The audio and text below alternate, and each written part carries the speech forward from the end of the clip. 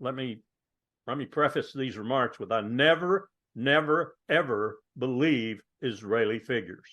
I've been in the government too long to know that the Israelis are patent liars in their intelligence community, in their propaganda community, certainly, and in their leadership. They are inveterate liars. It starts with a simple question and ends in objective reality. Through our journey from there to here, we find one another and ourselves. And as the next 24 hours breaks free from our last, we gaze onward in reflection of the day. Come to your own conclusions. Stay vigilant. Welcome to the Daily Wrap-Up.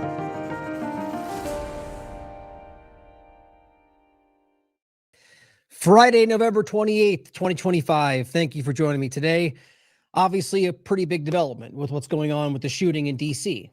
Interestingly followed up after it was recently ruled illegal, or unlawful was the term that was used.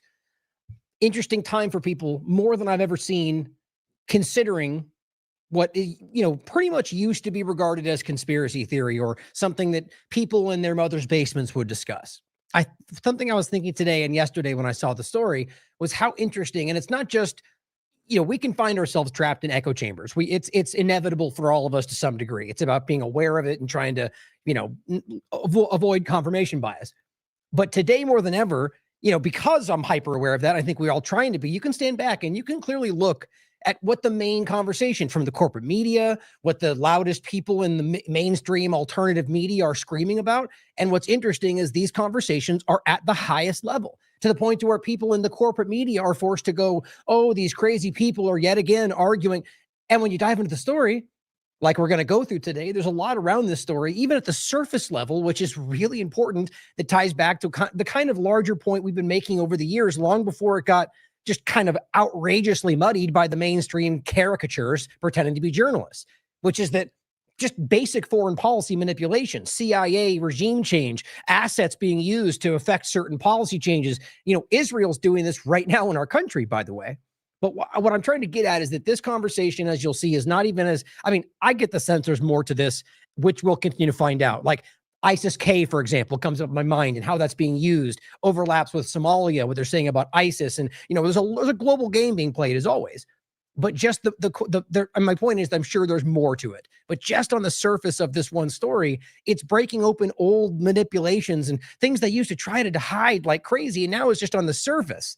CIA involvement with these assets and what they were doing with their zero unit in Afghanistan and what that caused, whether it's just blowback, things that are, I guess, not to belabor the point.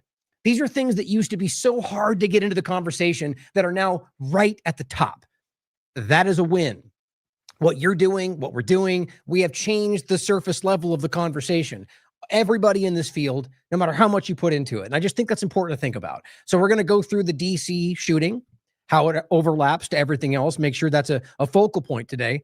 Now, interestingly, what I decided to do today, for those that are avid viewers of the Daily Wrap-Up and TLAV content, or more so just my show, the Daily Wrap-Up, let me know if you like the difference of the way I've set this up today. Because what I tend to do is I feel like I tailor this show towards, which I feel like makes most sense, towards the people that are here all the time, and not just I guess the point would be, a lot of times people try to put the important stuff right at the beginning, or kind of make a point because they'll catch more people, which you will.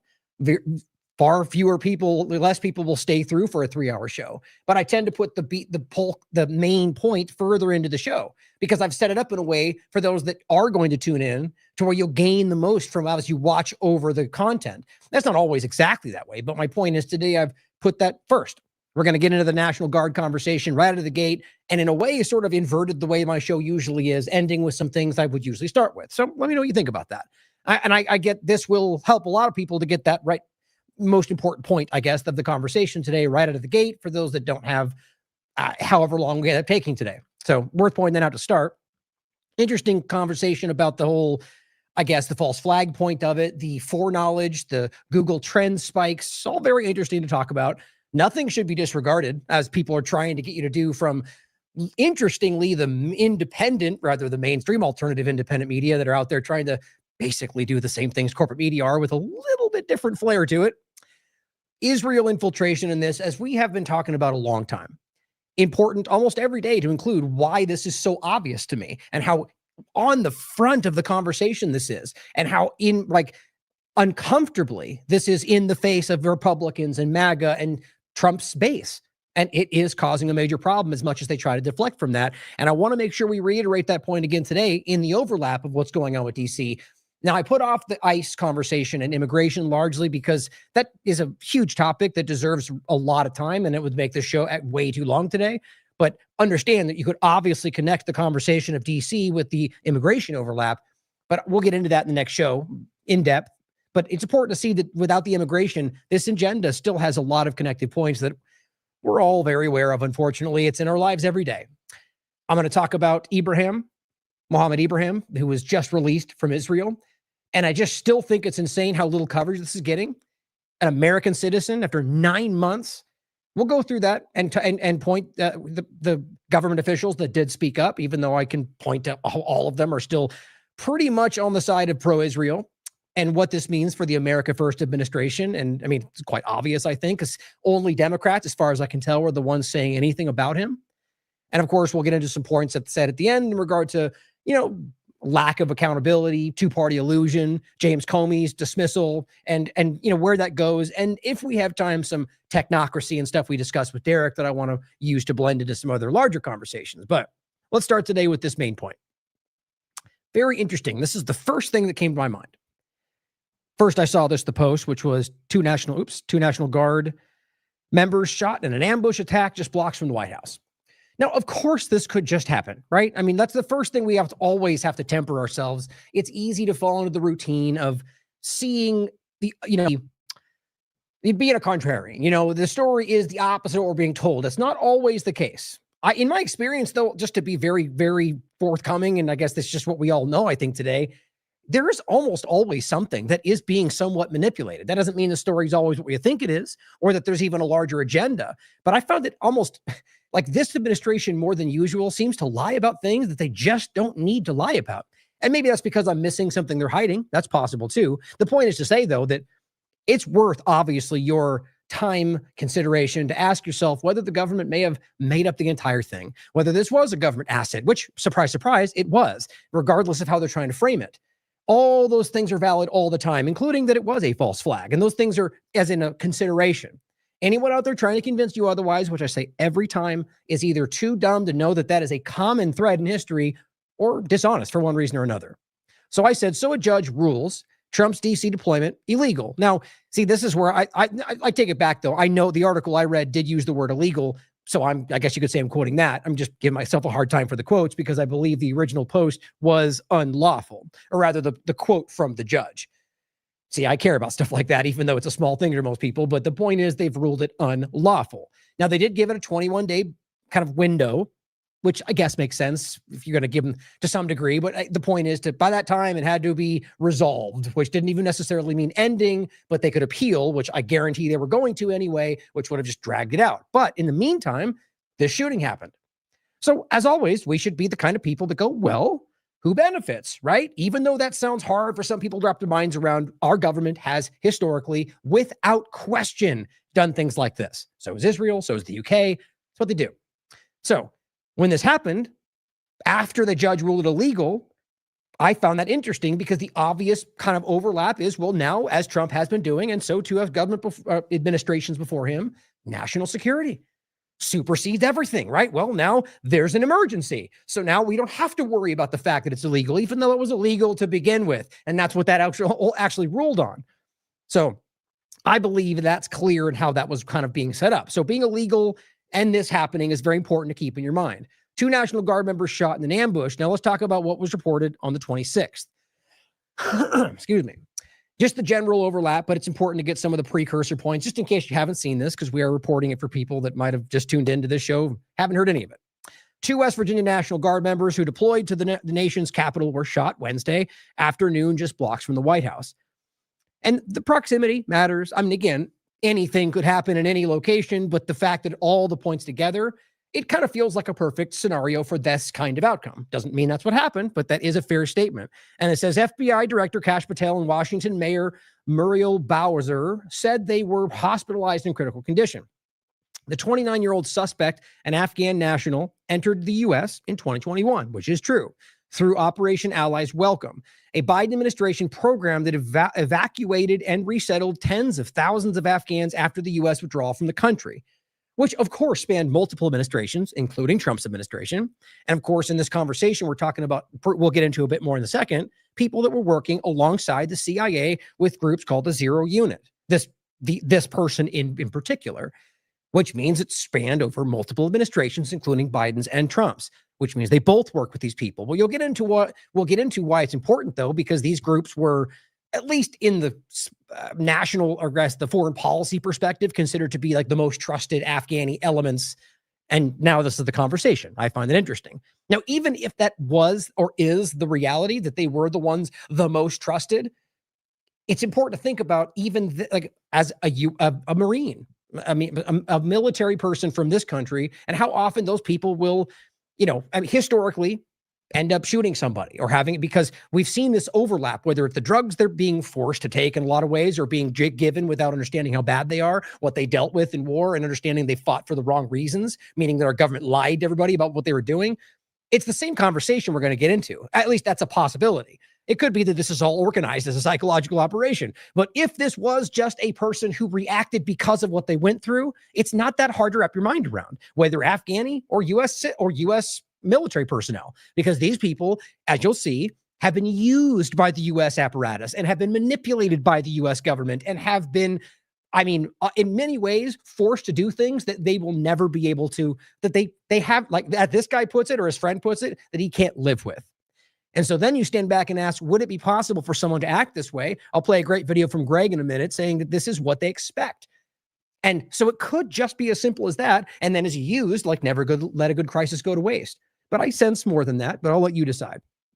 It says the initiative brought roughly 76,000 people to the United States, many of whom had worked alongside U.S. troops and diplomats as interpreters and translators. It has since faced intense scrutiny from Trump and his allies, congressional Republicans, and some government watchdogs over gaps in the vetting process and the speed of admissions.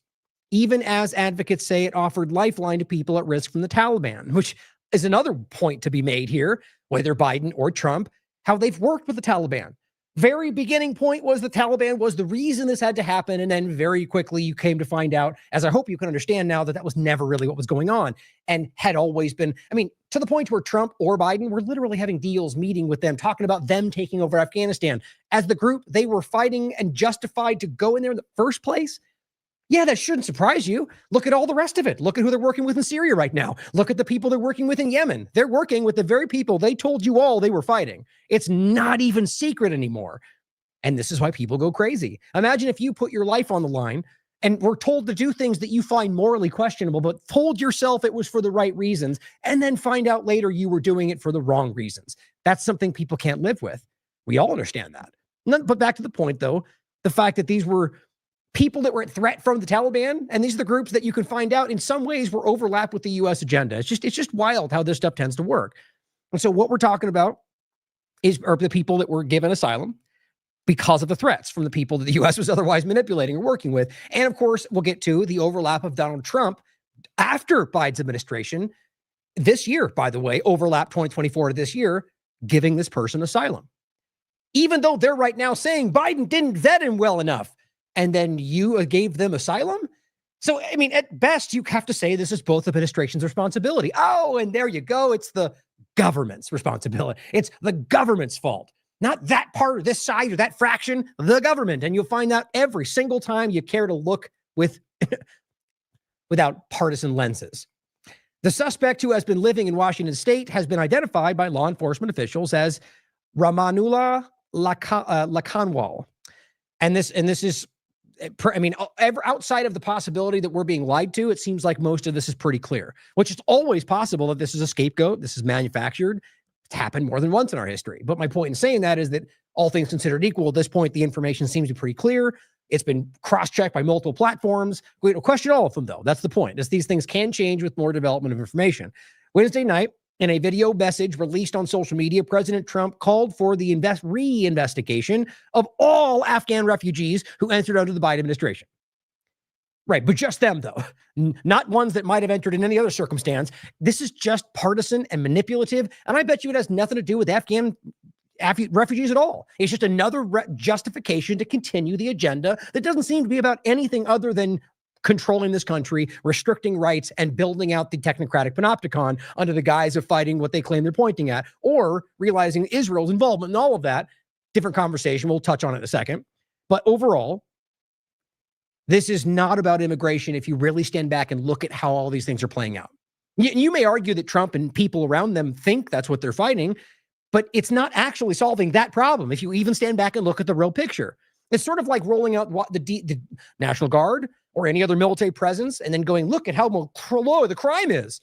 Well, yeah, you've got military marching through the streets. What do you think that's going to cause? Do you think that just ended crime instantaneously? Or so you're one of two options. Either you're going to leave and things will generally go back to the way they were, or you can keep a police state forever and maybe it'll stay low. And that's what they're almost trying to subconsciously convince people to want. So my point in saying it all is that I think that the immigration agenda, if you really look at how it's going, is not even, it doesn't even seem aimed at solving the problem when you look at the outcomes, how it's, or even the fact that, you're going to have another administration that's probably going to flip things on its ear and go back the other direction. And I think that's always by design. If they can't love our country, he says, we don't want them. He said, adding the shooting was a crime against our entire nation. Wednesday night, in a video message released on social media, Trump called for the reinvestigation of all of them under Biden's administration that were released. So if you can't love our country, now I think this is worth pointing out as always, you can't say you're allowed to think what you want. You're allowed to have free speech. You're allowed to have freedom of ideology, but then you can't feel this way about this thing. You just can't do that. That's stupidity. So what they'll do though is go, well, we can, we don't have to let anybody in. And that's why the pause of immigration and so on. And that's fair. You can say no. And I actually honestly think that this moment, probably the smartest thing to do until we figure out what the hell's been going on, which is, yes, kind of helping in one certain agenda. But at the end of the day, I think there's bigger forces to be contending with than left versus right. And pausing this is probably in our interest, to be honest, outside of the repercussions and the humanitarian issues. I get it. But we're in a situation, I think, with what Israel's doing. That's my opinion. But my point, though, is you then shut it down and say, well, we don't have to let anybody in.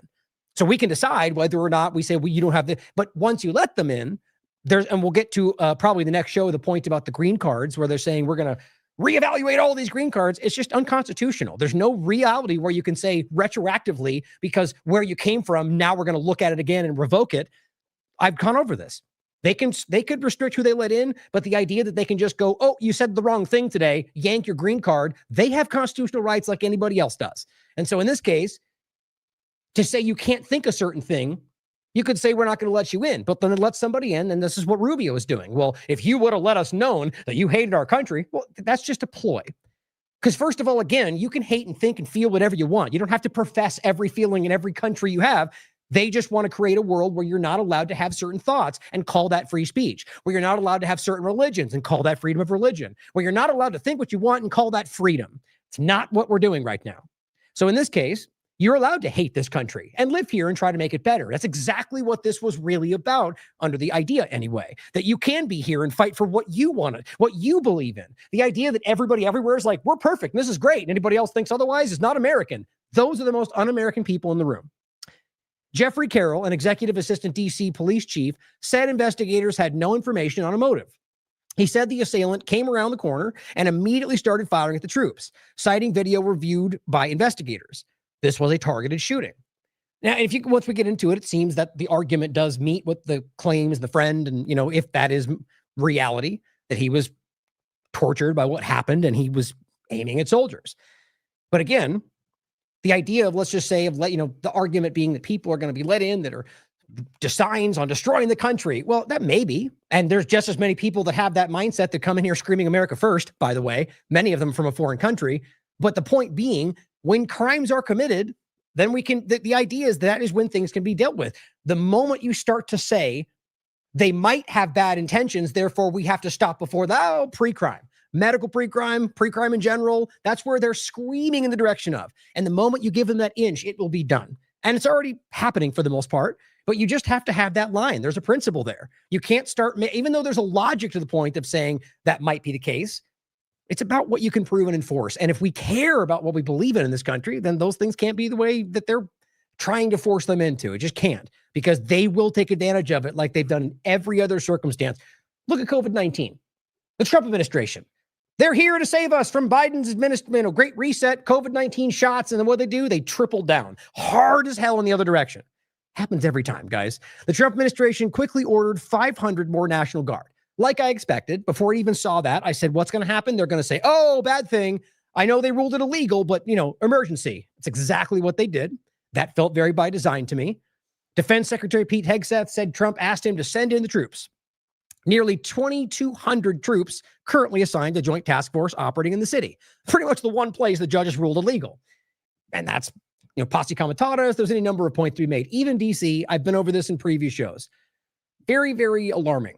Now, troops held down the shooter, it says is the headline.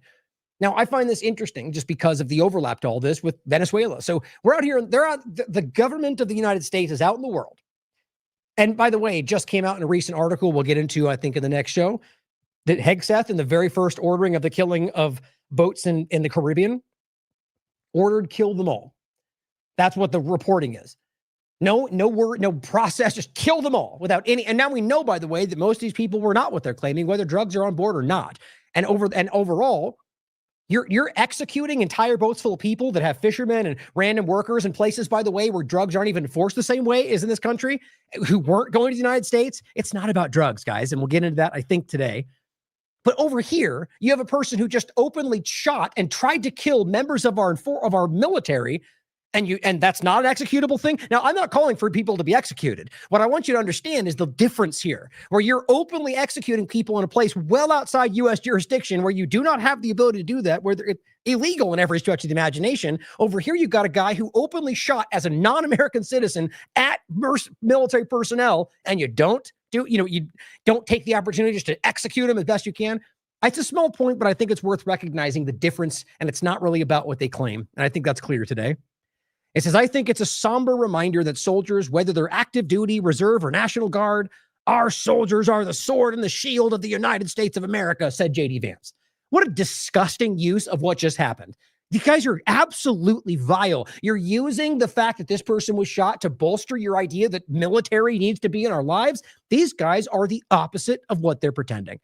That's not what a peace president does. That's not what anybody who believes in freedom says. These people are not your friends. Neither is Biden, by the way.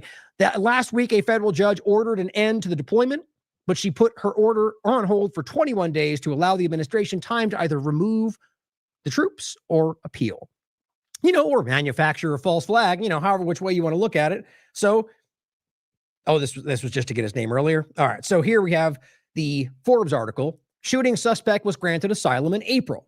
Now, I have gone as far as I can with this. As far as I can tell, there is no document that I can actually have in my hand or digitally to verify. It's been accessed by multiple, like Reuters, I believe, Washington Post, and a couple of others that say that they have gotten access to it and can verify that did happen.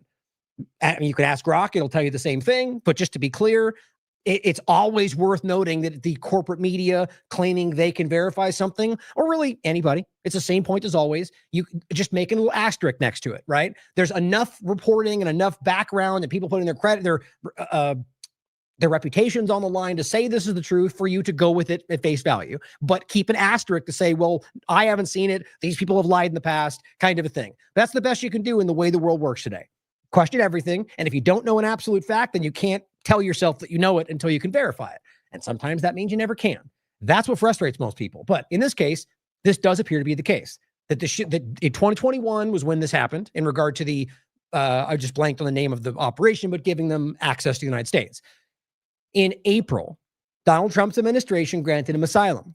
And now this is what's so crazy is right now they're pushing back so hard going, Biden did it. And I'll play the clip where Trump calls somebody stupid for simply asking that question. That shows you he's off balance. Is that you're just denying the reality. Obviously, if you have one thing over here where the administration, which the U.S. government gives amnesty to all these different people they worked with in Afghanistan, that's not even that crazy. That's happened more than once. Whether we agree with it or not, it's a different story. Bring them to the United States. Okay. And by the way, as we'll show you, they were the most trusted ones that they were dealing with, so they claim. Then in April, in the midst of this immigration chaos, they give them asylum? And then that's Biden's fault when you stand back and look at the picture? Like, if you're going to be objective, clearly what they did is far more egregious than what Biden did, but you have to be fair and say both of them played a part. But the fact that they're just trying to disregard, ignore that, it just shows you something. November 27th, DC shooting suspect was granted asylum in April. And it says, according to the New York Times and ABC News, Laconwall was granted asylum. Excuse me, it was ABC, not Washington Post. Laconwall was granted asylum in April 2025 under Donald Trump, who has been blaming Joe Biden for bringing him into the country, which is the case, right? But to blame in regard to who's at fault for what just happened, that's the government, but far more the one who, by the way, didn't vet the person or didn't care, by the way, pointing back to years ago and saying they didn't do it. So you're either trusting Biden's efforts without even looking, or you did it yourself and didn't vet him either. There's just no way you decouple yourself from this responsibility, Trump's administration. CIA Director John Ratcliffe said Thursday that Laconwall worked with CIA-backed military units. We'll go into that. 0 units, they're called, in Afghanistan. While addressing the attacks on Wednesday, Donald Trump said the Department of Homeland Security is, quote, confident that the suspect in custody is a foreigner who entered the country from Afghanistan. And then he says, a hellhole on earth. I mean, does he ever think about I think his point is always so immediate. It's about saying dangerous, bad things, so it's somehow anybody else's responsibility. But if you stand back and go, but wait a minute, Trump, you mean the Afghanistan that you've been occupying for 2 administrations and saving people? So you're telling me either you're incapable of making it not a hellhole on earth after controlling the location for 2 decades, or, I mean, how else do you make this case? Now you have to realize they did not end up just, as much as the argument was they left Afghanistan, we just proved to everybody that wasn't the case. Donald Trump bringing it back up, that we want that base back. They're not gone, guys. The reality is still that they're there, but either way, even if they did leave when they said they did, that you're responsible for turning it into a hellhole on earth. But you see, they just don't think this far ahead, or they don't think you can. I really do think it's mostly the latter. They think we're that stupid, that we can't think beyond the last narrative they spun.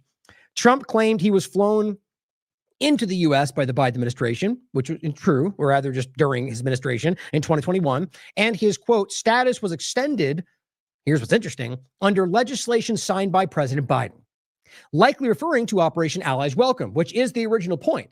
But the asylum happened in April of this year, not the same thing. So these things both of these things are true. And it says, which allowed certain Operations Ally Welcome, which allowed certain Afghan asylum seekers to remain in the U.S. for 2 years. Okay, so that brings you to 2023, 2024. Which is exactly the point. So he's just trying to confuse by making it sound like there was a second thing that was Biden's fault. So people then go online who don't care and tag team with Nick Sword or everybody else to go whatever Trump told us to say and come out and say, no, they're lying. It was Biden both times. You can easily do the math for yourself. It's kind of embarrassing, though, that we always have to do this, right? So here's what Noam came out and said. She says, the suspect who shot our brave National Guardsman is an Afghan national who was one of the many unvetted, mass paroled into the United States under Operation Allies Welcome. Okay, wait a minute, though. So you're telling me this is a group that I can prove to you operated during Trump's last administration, that Trump's CIA worked with, that Biden's CIA worked with, and you're telling us that he was mass paroled for what? For crimes that you guys operated for? I mean, this is either a really clumsy, egregious misrepresentation, which is what I actually think that's what it is. Her and Bondi and McLaughlin, I mean, they're bad at this. And they just screech the lie, and they don't even think about how easy it is to prove that they're lying. Or I guess they just think they can muddy the waters or flood the zone and just lie everywhere, and maybe it'll work. Maybe they will get away with it. I hope not. But the point is that they were unvetted, or either if they were unvetted, which I think is probably, it's hard to say whether there was some or nothing or, whatever. Either way, my point is I don't think they cared about how it would affect us. But that they did or didn't do it under Biden, and then they did or didn't do it with Trump. So either way, you're responsible, Noam, and you are responsible personally. But this is why they're trying to deflect. And mass paroled, I think, is an important way to frame that. As far as I can tell, I'm not seeing that. I'm seeing that they were given asylum because they were threatened by the Taliban, which is pretty much what everyone's reporting. So is Noam just this out of the know, or is she trying to misrepresent the truth, or both? She says, I will not utter this depraved individual's name. You know why I think that is? Even though they're the first ones to dump whatever they can in front of you to benefit themselves, it's because they don't want you looking into him to find out that Trump and her pardoned him in April. Think about how uncomfortable she must be if she's going, I'm not going to say his name, knowing we're going to go, but you just gave him asylum. She says he should be starved of the glory he so desperately wants. These men and women of the National Guard are mothers, fathers, sisters, daughters, children of God. Yeah, so too are the people in Afghanistan, by the way, carrying out the same basic public safety and immigration laws enshrined in laws for decades.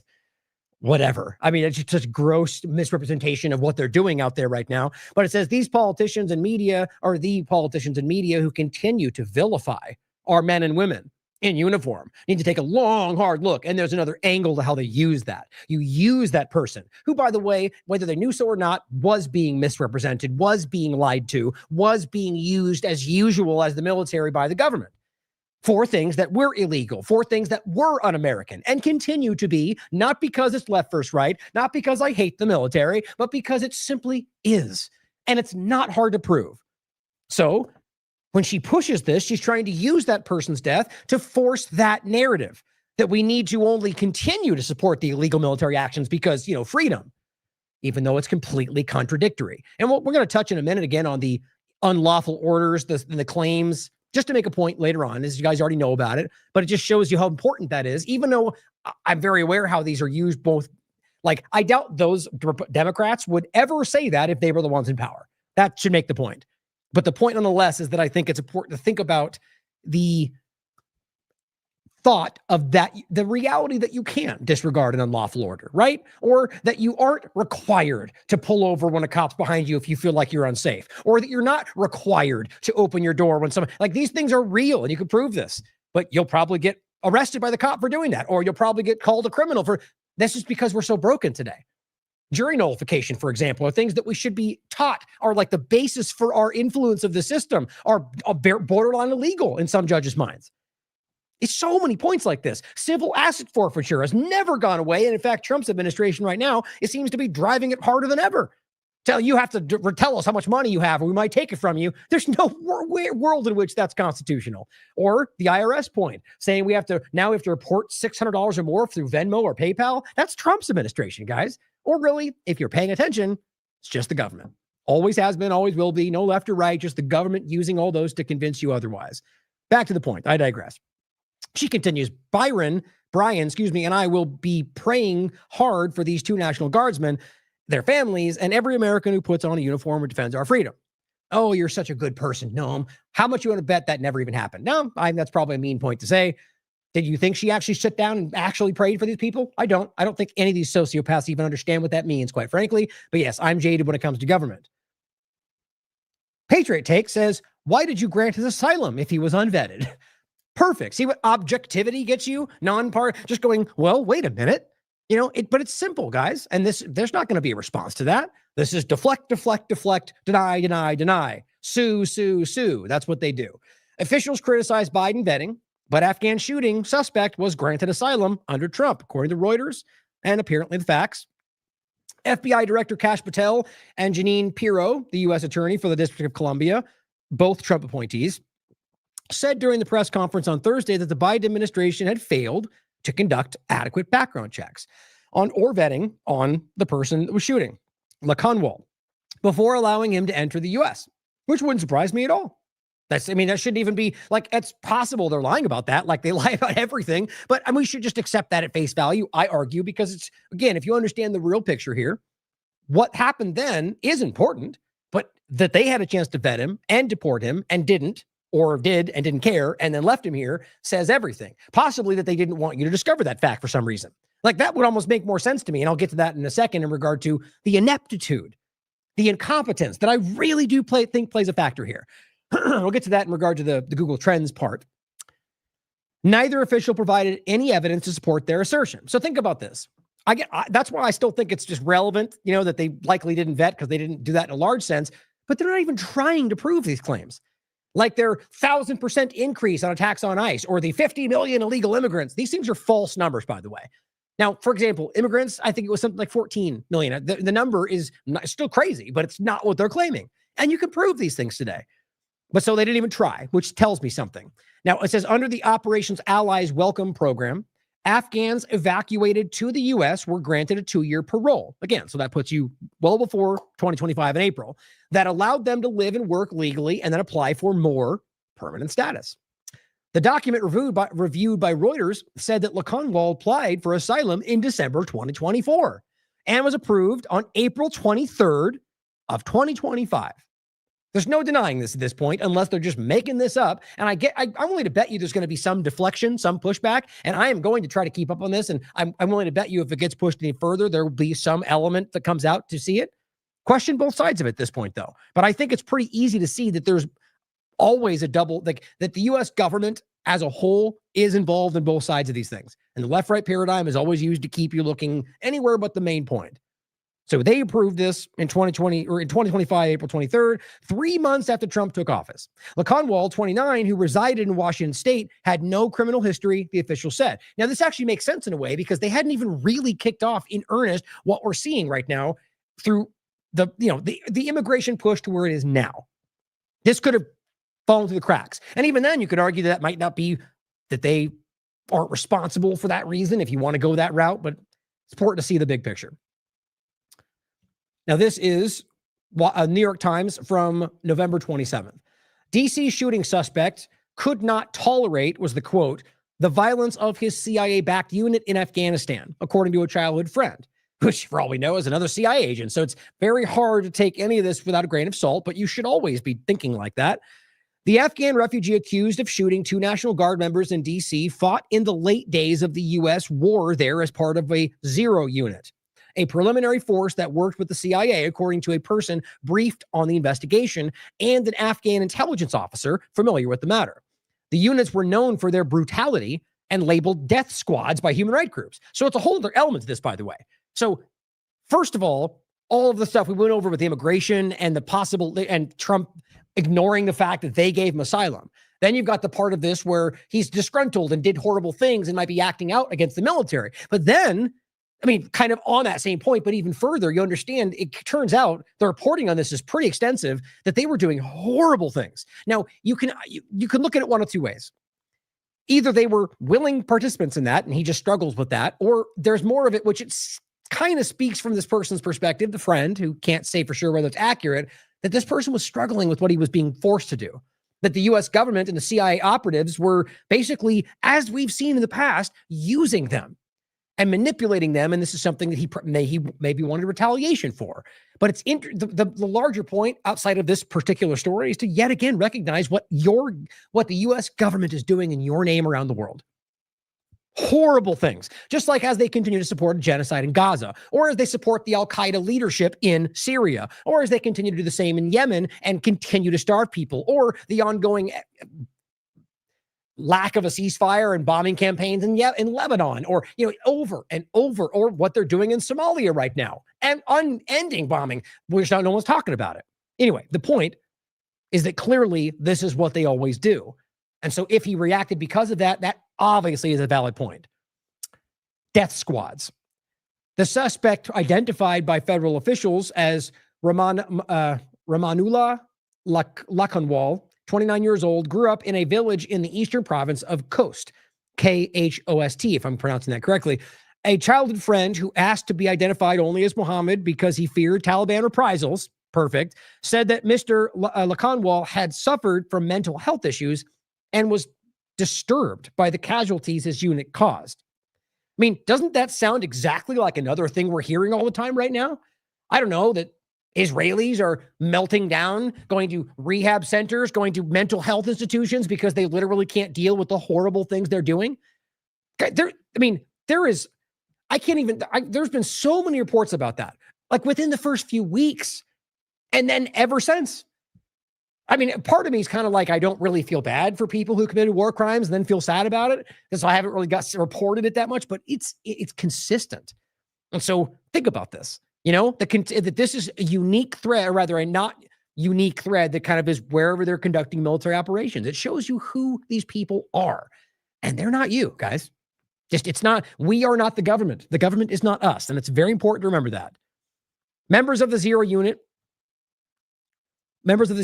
were among the thousands of Afghans relocated to the United States under the Biden administration after the chaotic withdrawal of U.S. troops in August 2021, which I know there's more to this, guys. Again, the lie and how they spun that was about some kind of a win. For me, this is clearly not what happened. You can prove that, even with Trump's statements about the base. But on top of that, there's other overlapping aspects, including the business interests and mining minerals in the mountains and all kind of things we've shown you over the years, or the opium operation that didn't really ever truly stop as much as it just had its peak during the opioid crisis. There's a huge drug operation coming out of there. Now, think about the ridiculousness of making this about drugs while acting the way they do everywhere in the world. James Corbett put out a great post about the continual CIA drug operation. And then overlapping it with this, as well as the point about ISIS-K, which, if you don't remember my reporting on that, I argue it appears to be like a fake, like at one point it might have very well been a spin-off part of this, but it feels as if it's a group that's part of largely just diminished, and that it's like a kept up operation, Mossad, CIA sort of fake ISIS element. Now, it could be multifaceted, but that is what I sense from this thing. And they keep pointing to that when they want to create the idea there's a new growing ISIS. It's very interesting to me. And the fact that he came from Afghanistan and this whole overlap, I get a sense that's where this is going to go. So if we see that come up, remember that. So it says, where was I? Where to leave off? Members of the Zero Unit were among those relocated after Biden's chaotic withdrawal, which allowed the Taliban to retake control of the country. Now, that wasn't by accident, guys. Federal officials said Mr. Lakanwal was part of that program and had resettled with his family in Washington State. So the point is just that he was struggling with what he did. It was the argument. Now, here's where we get into some of that. This is, what were the Afghan Zero Units that sources say the National Guard shooting suspect worked for? An image of an ID badge circulating widely online that shows the suspect in the shooting of the National Guard members says he was assigned to the Kandahar Strike Force, or number 3 unit. I think there was 4 of them, or I mean, if there might have been more than that, but those are the ones I've seen. Right, what I'm seeing in this is 3 he was part of, and that they're referencing number 2 to make some points. And it says one of the number of so-called Zero Units that work closely with the U.S., which is number 3 in this case, and other foreign forces during the war in Afghanistan. Makes you wonder what those other foreign forces would be. A former senior Afghan military source confirmed this to CBS News that the ID badge is authentic. So that's pretty interesting to think about, that this is even confirmed by their administration, that this is a person that was working with these units even during Trump's last administration. So now there's the other arc, is to recognize that you have a group, which I can prove to you was operating going back, I think, till 2012. So Donald Trump's CIA was working with this guy and this group, and now it's only Biden's fault. So he wasn't vetted enough, but you worked with him in Afghanistan. Lies, guys. It's just, we're being misled about everything that's going on. The units were exclusively composed of Afghan nationals and operated under the umbrella of National Directorate of Security, or the NDS, the intelligence agency established with CIA backing for Afghanistan's previous U.S.-backed government. That worked out well, didn't it? They were considered by the U.S. and its international partners to be among the most trusted domestic forces in Afghanistan. Now, that's generally the statement, but things change. My point is to consider that with the claim of what they say the overlap is. Now, it's not to try to make this person out to be a victim, or, I mean, who knows? They could very well be a patsy. But with what we have in front of us, it does appear this is a person who acted violently, but there's a reason for it, not an explanation, or rather the right way to say it is not that we're explaining away and removing responsibility, but that you can understand what his motivation was. So that's the way I'm kind of looking at this, right? But so if you overlap this with being the trusted forces, and the argument is he's this wild maniac Afghan hellhole that Biden let in, it just doesn't make sense, which is everywhere you look right now. Those units are often labeled, these ones we're discussing, Zero Unit, as death squads by human rights groups. The units were known as Afghanistan for their secrecy and alleged brutality. And members were implicated in numerous extrajudicial killings of civilians, particularly during night raids. Again, just sounds too hard to miss. It's exactly what we're seeing everywhere else. And it says the image of the ID badge also carries the words Firebase Gecko, which was the name of a base used by the CIA and special forces in Kandahar in southern Afghanistan, inside what was previously the compound of the Taliban's founding leader. So clearly they were working with the Taliban, which is not a secret, but most people don't even want to admit to that. But point is, This is a person you could prove was very much working at the base, or rather, at least with the evidence they're presenting, that he worked with the CIA, right? So it's just one more element to show you that we're talking about somebody that they all worked with. And now they want you to think of some absolute lunatic. And even if that is the case, then that's exactly the point. They work with and cultivate people just like that. Now, this is the framing that you're not getting from most people in the left-right paradigm. Because if you can't stand back and look at how the government has utilized this and how both sides play their partisan elements, but at the end of the day, it works for all of them, then you're missing the boat, guys. The forest for the trees. What we know about U.S.-backed zero units in Afghanistan. This is from ProPublica, January 5th, 2023. Just general overview. And this, as they write in here multiple times, is almost guaranteed to be a dramatic undercount. And it says at least 452 civilians were killed in 107 raids. The number is almost certainly an undercount. And this is from people that the U.S. government CIA-backed units were killing, as they were saving them at the same time, sort of like they do everywhere else, right? A troubling number of raids appear to have relied on faulty intelligence by the CIA. Now, of course, it could be faulty intelligence, or it could be the narrative, or maybe Israel's giving them information designed to get them to execute a certain outcome. But they don't care what they do or who they hurt, which is not secret, happens all the time. Look at Iran, look at any number of situations since Trump's administration where they were basically played publicly by Israel. A troubling number of raids. The former head of Afghanistan's intelligence agency acknowledged that the units were getting it wrong at times and killing civilians. Even the former head told them that they were killing innocent people. I don't think that was by accident. If it was just disregard.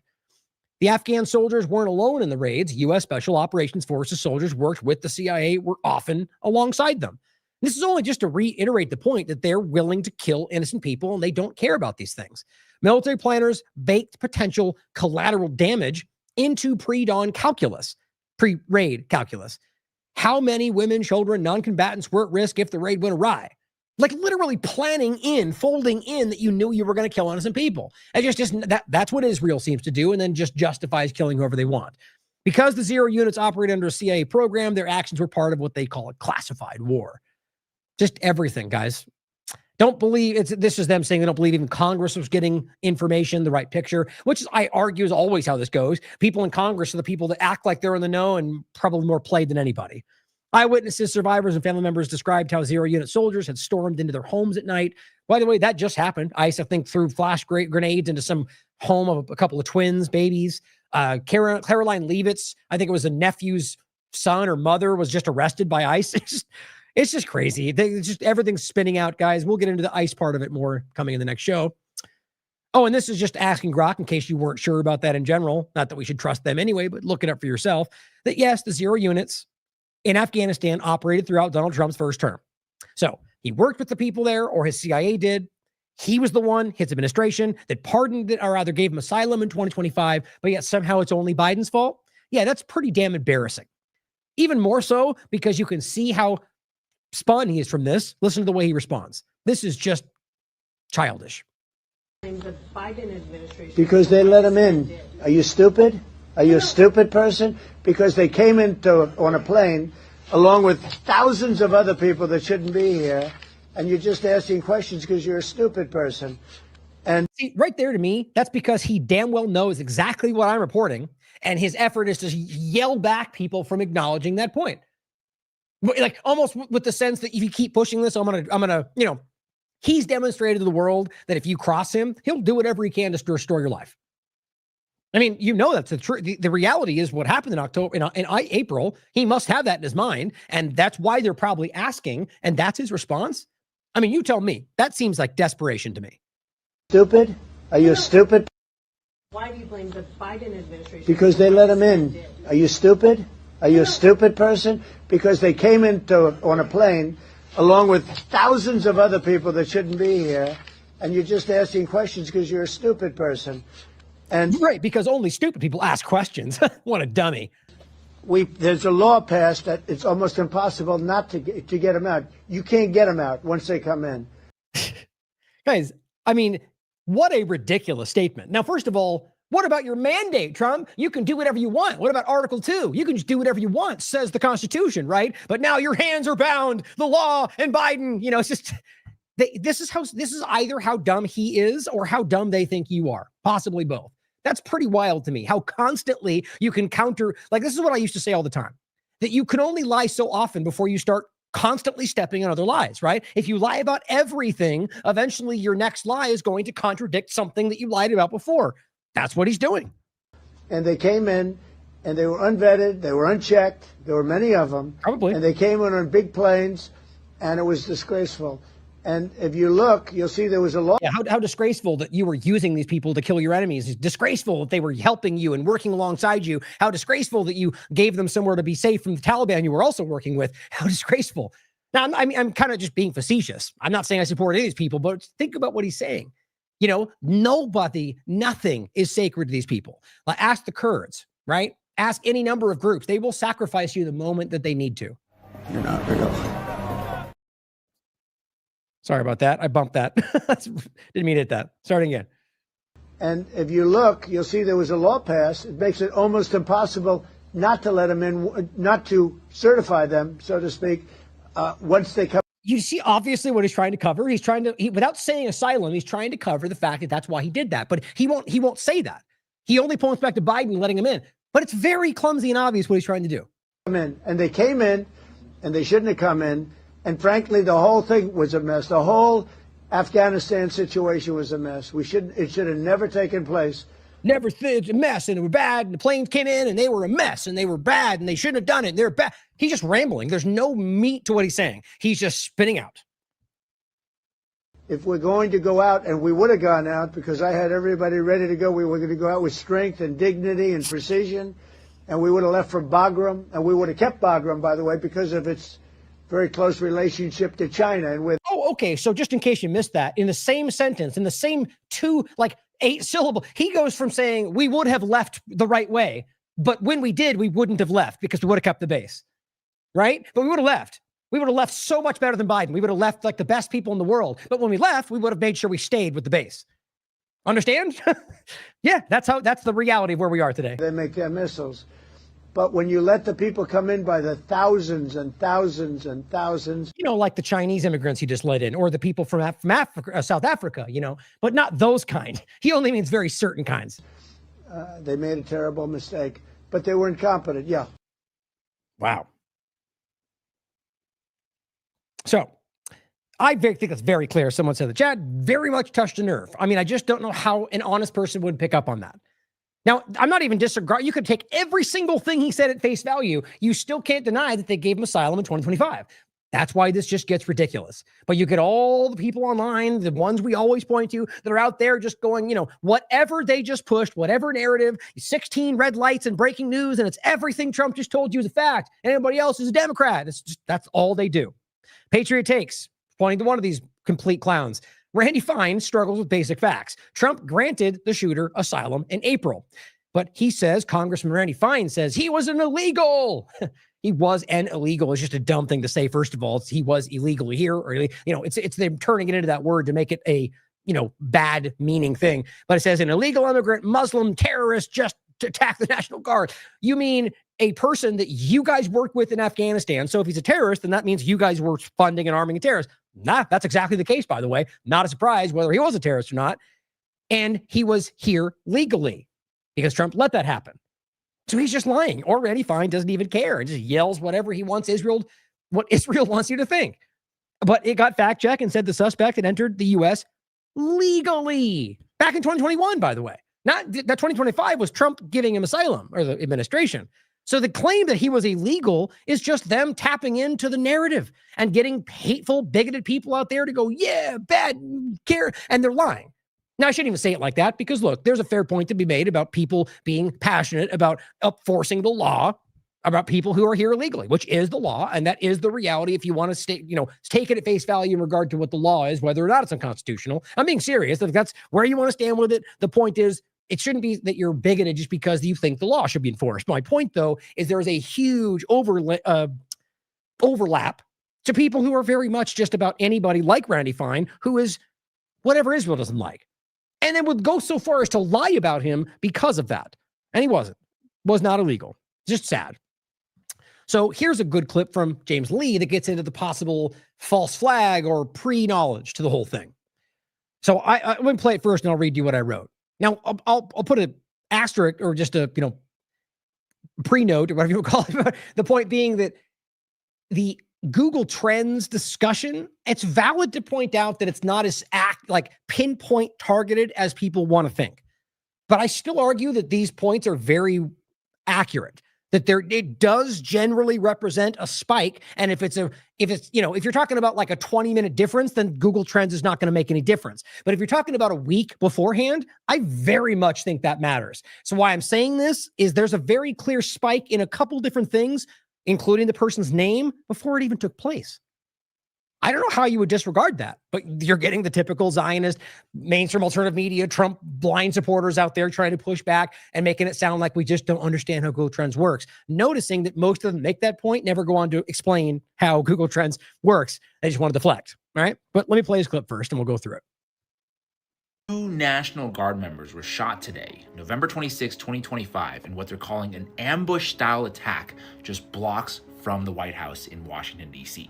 The suspect, they tell us, is a 29-year-old Afghan national named Ramanullah Lakhanwal. Police are saying he was a quote-unquote lone gunman who ambushed the National Guard. Now here is where things get weird. Just a few minutes ago, I went on Google Trends to do a little research, and it looks like on November 20th, 2025, which is 6 days prior to the attack, there was a very small but noticeable spike in searches for one Ramanullah Lakhanwal originating from the DC area. I then zoomed in to see what the search activity was for just this past day, and wow, would you look at that, a massive spike in searches for Lakhanwal in the wee hours of November 26, 2025, the day of the attack. A spike that dwarfs the number of searches for Lakhanwal even after news of the shooting broke later that afternoon. This is all. To me, that point is the most important. Now, like I said, and I'll show you another, the images. Look at Google Trends. You see the little blue spike line. The point is pretty clearly that these things are attributed to a certain time frame, a certain day. But if you look it up, they'll make it clear it's not specific, exact. It's more of a trend and gradual. Okay, and it's not as true. But I think it's being overplayed right now. If it wasn't specific, there wouldn't be dates, like to some degree, right? And so the game is they're trying to make it to seem like it's almost a meaningless thing. Why would it even be there if you wouldn't attribute it, right? So the overall point, you could argue it's just about seeing trends without the date. That might be the argument. It's not true, though. There is an association with the time. Otherwise, it wouldn't make sense. So the point is, if you can see a huge spike, you can argue that might have been for other reasons. But just first, why would his name be spike in search in any context before this, ever? I don't know why that would make any sense. Secondarily, afterward, how are you going to explain that the spike, wherever it took place, is not even as big as the one that took place before it happened? Anyone trying to make that sound like that's not relevant is clearly trying to cover for something. That's what I would argue. Very strange, right? Why would people have been searching for Lakhanwal's name a week prior to the attack? Not only that, a massive spike in the wee hours of the morning, the day of the attack. It just doesn't make any sense. Mm-hmm. Now, the other bit of context that I'll add is that on November 20th, 2025, which is the same day Lakhanwal's name shows up for the first time in Google searches, a judge ordered an end to Trump's troop deployment in DC, calling it unlawful. Now, could all this somehow be related?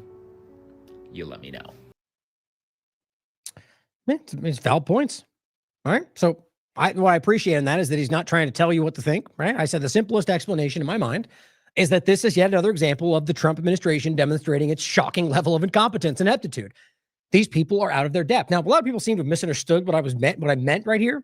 You should never assume, right? I think it's pretty clear if you look at my work. My point is that obviously there's a spike, okay, of the name and a couple of the points that seem to surround this. So that could be any number of things, but I think it obviously suggests that there was foreknowledge to this person's name, that somebody out there at some level was looking into this person for some reason before his name was everywhere. There's no way that's not relevant. But so why is the question? And who is the question? So what I'm saying right there is that, okay, if this was an agenda being carried out by what seems to be one of the most incompetent administrations I've ever seen, and people like Noam and Bondi and Cash are at the top of this conversation, and they're being, briefed on what's going on, or maybe one of them, or none of them, and it's just some other group. The point is the same, that somebody decided to go look. And I think that speaks to somebody like a Kash Patel that's going to be like, oh, he's the guy. What does he do? Oh, well, look at that guy. And, in his desk somewhere, and not even thinking about the fact that they're searching on a public database, or rather a, Google search page or an internet that does actually, what's the word I'm looking for? I said that wrong in the first place. It catalogs what we do. I think we all know that by now. And that would create a spike. So I think this does speak I didn't say that's exactly what I'm thinking. It's one of the many possibilities. I said the simplest explanation is simply just that Kash and Dan and Bongino were out there, and Bondi were out there searching for his name and going, maybe having a little dinner party and talking about it.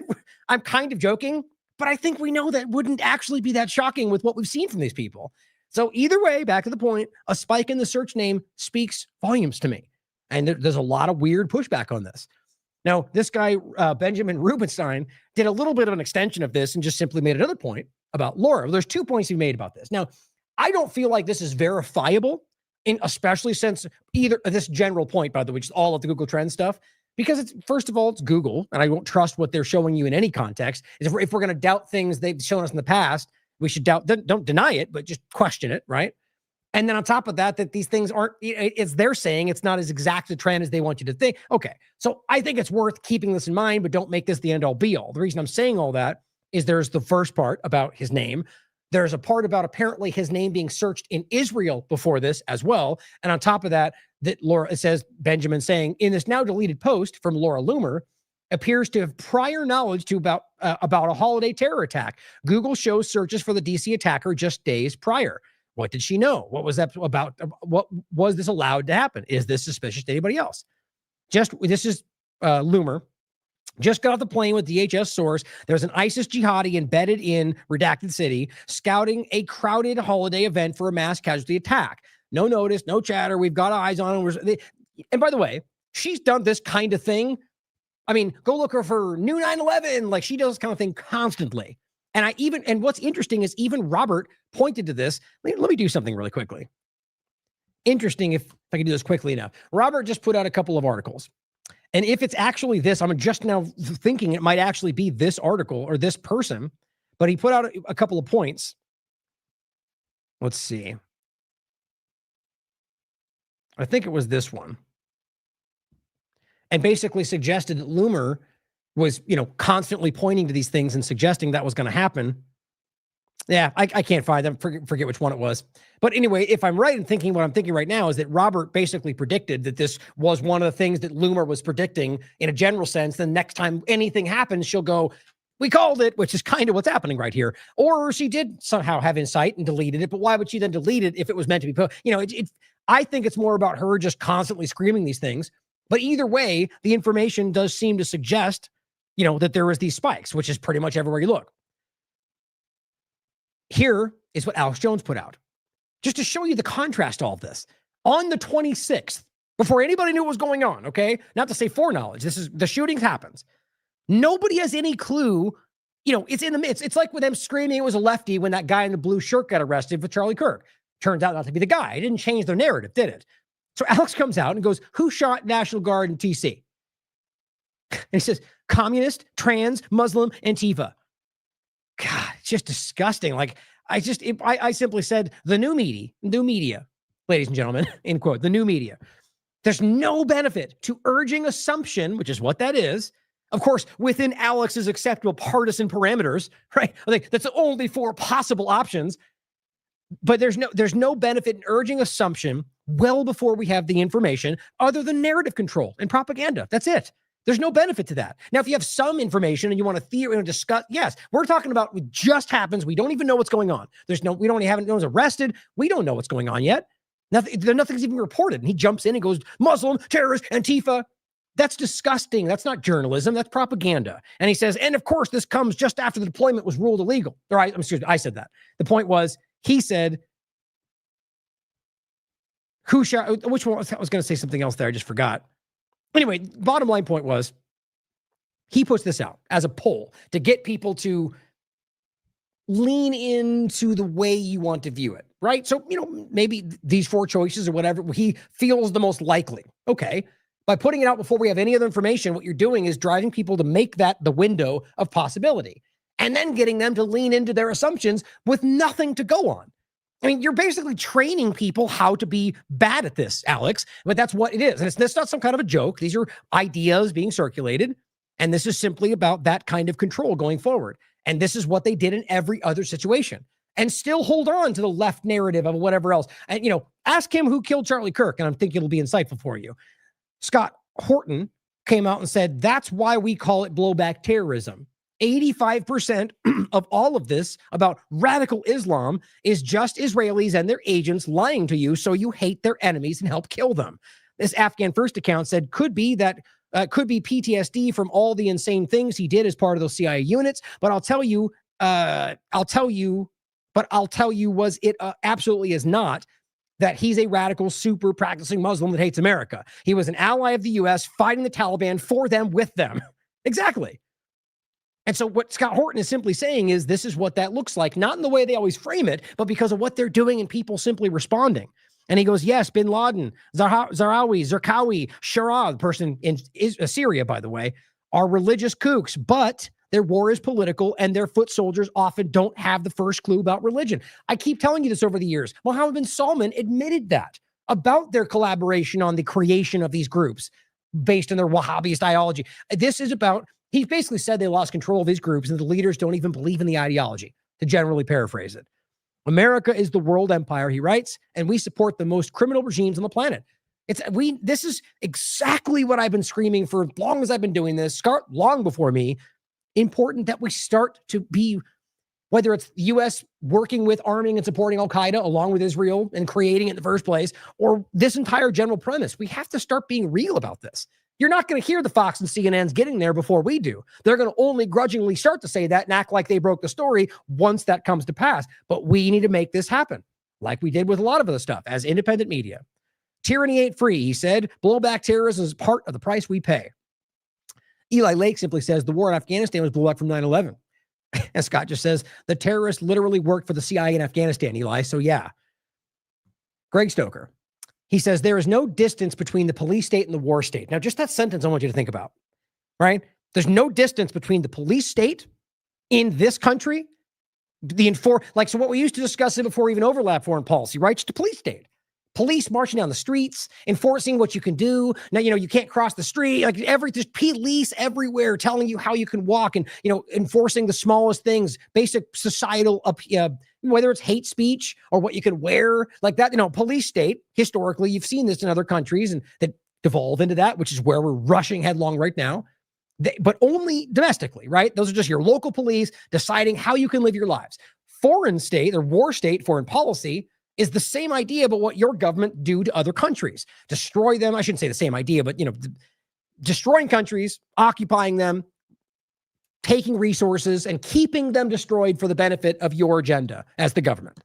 So what he's trying to say is there's no distance. There is no air in the room, in the conversation between police state and war state. They have come together long time ago. And as Whitney talks about the war, the battle, your body's the new battlefield, and these different evolutions of it.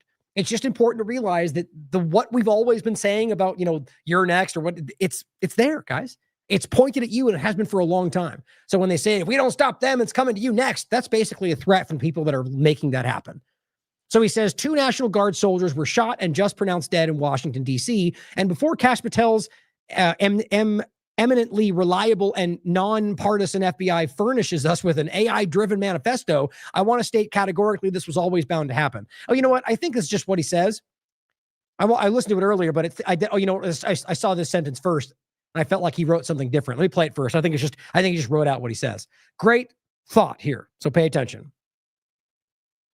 Guard soldiers were just shot and pronounced dead in Washington, D.C. And before Kash Patel's eminently reliable and nonpartisan FBI can furnish us with an AI-driven manifesto, I want to state categorically that this was always bound to happen. This is nothing new for the United States. Soldiers were deployed to a place they had no business being in against an overwhelmingly manufactured enemy created out of a moral panic by the administration. Eventually, someone from the local population will take some pot shots, and the response will be overwhelming violence. Nice night raids, punitive drone strikes, police crackdown as our economy continues to spiral. Militarization is the housing crisis plan, the affordability plan, the student loan plan, the climate displacement plan, and those National Guard soldiers died to normalize militarization. And just like the Marines who may soon die for oil on the beaches of Venezuela, they died for the generationally rich and the ruling class. They're going to try to blame some pseudo-leftist who may have had mental health issues, who may have been radicalized by some suit in a chat room. Never happened before. But whatever happened, the hammer is coming down. They've been waiting for this, and the deaths of those soldiers lay at the feet of this administration's and the resistance Dems who don't really oppose it, just like they don't really oppose regime change in Venezuela. So it's coming, y'all. Surprised it didn't happen sooner. Y'all sick of playing left versus right children's games yet?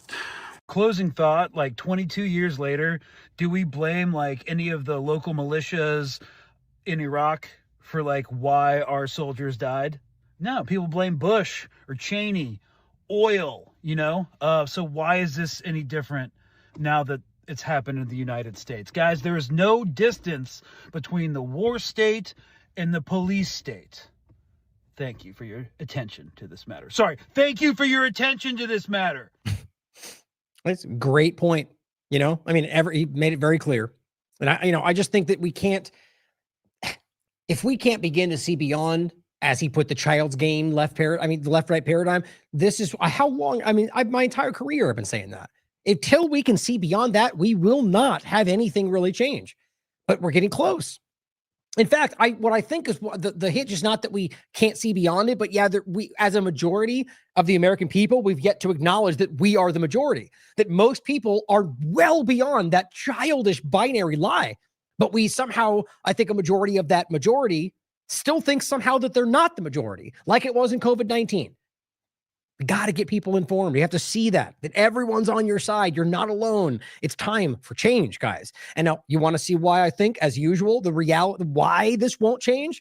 It's the same thing. Now, it's not just one thing, but I very much think this is the central problem of our time that is becoming obvious, which I argue is, well, either the left-right paradigm was there and it was taken advantage of by this outside entity, or it was something that was largely cultivated because of it. Either way, the outcome is the same. Here we are, where we have a false binary that's being manipulated by an outside power that's driving for its interests everything that happens in this country.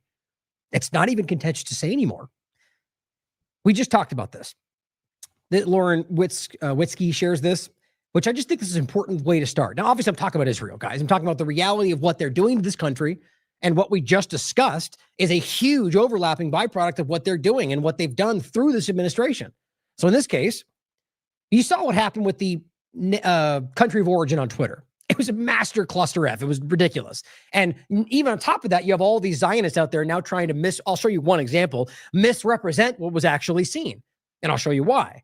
But what ultimately happened was two main things. One, it was very embarrassing that the DHS account was shown to be made and run in Israel.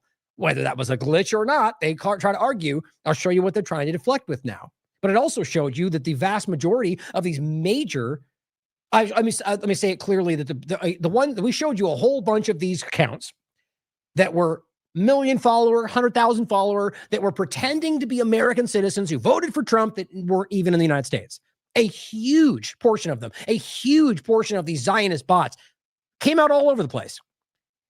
Now, this is the one example of the government. I'll show you that. Let me just show you real quick since it's simple. Here's the clip. I showed you this in the show. It's an actual, of course, Twitter, we refresh and see if that comes up. If this spins out, it's going to make me laugh. Okay, there it goes. So what you're seeing is the DHS account and a live recording of somebody scrolling around and simply showing you with the, even opens up the, what's it called again? The source elements on the page elements. And so my point is, he's proving with that, you can see this is a live shot and that it says Israel, July 2006, and then connected via the App Store in Israel.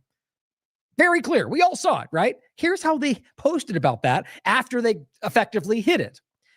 DHS comes out and says, I can't believe we have to say this, but this account has only ever been run and operated in the United States. Now, maybe that's true, but this is what stands out. Screenshots are easy to forge. Videos are easy to manipulate.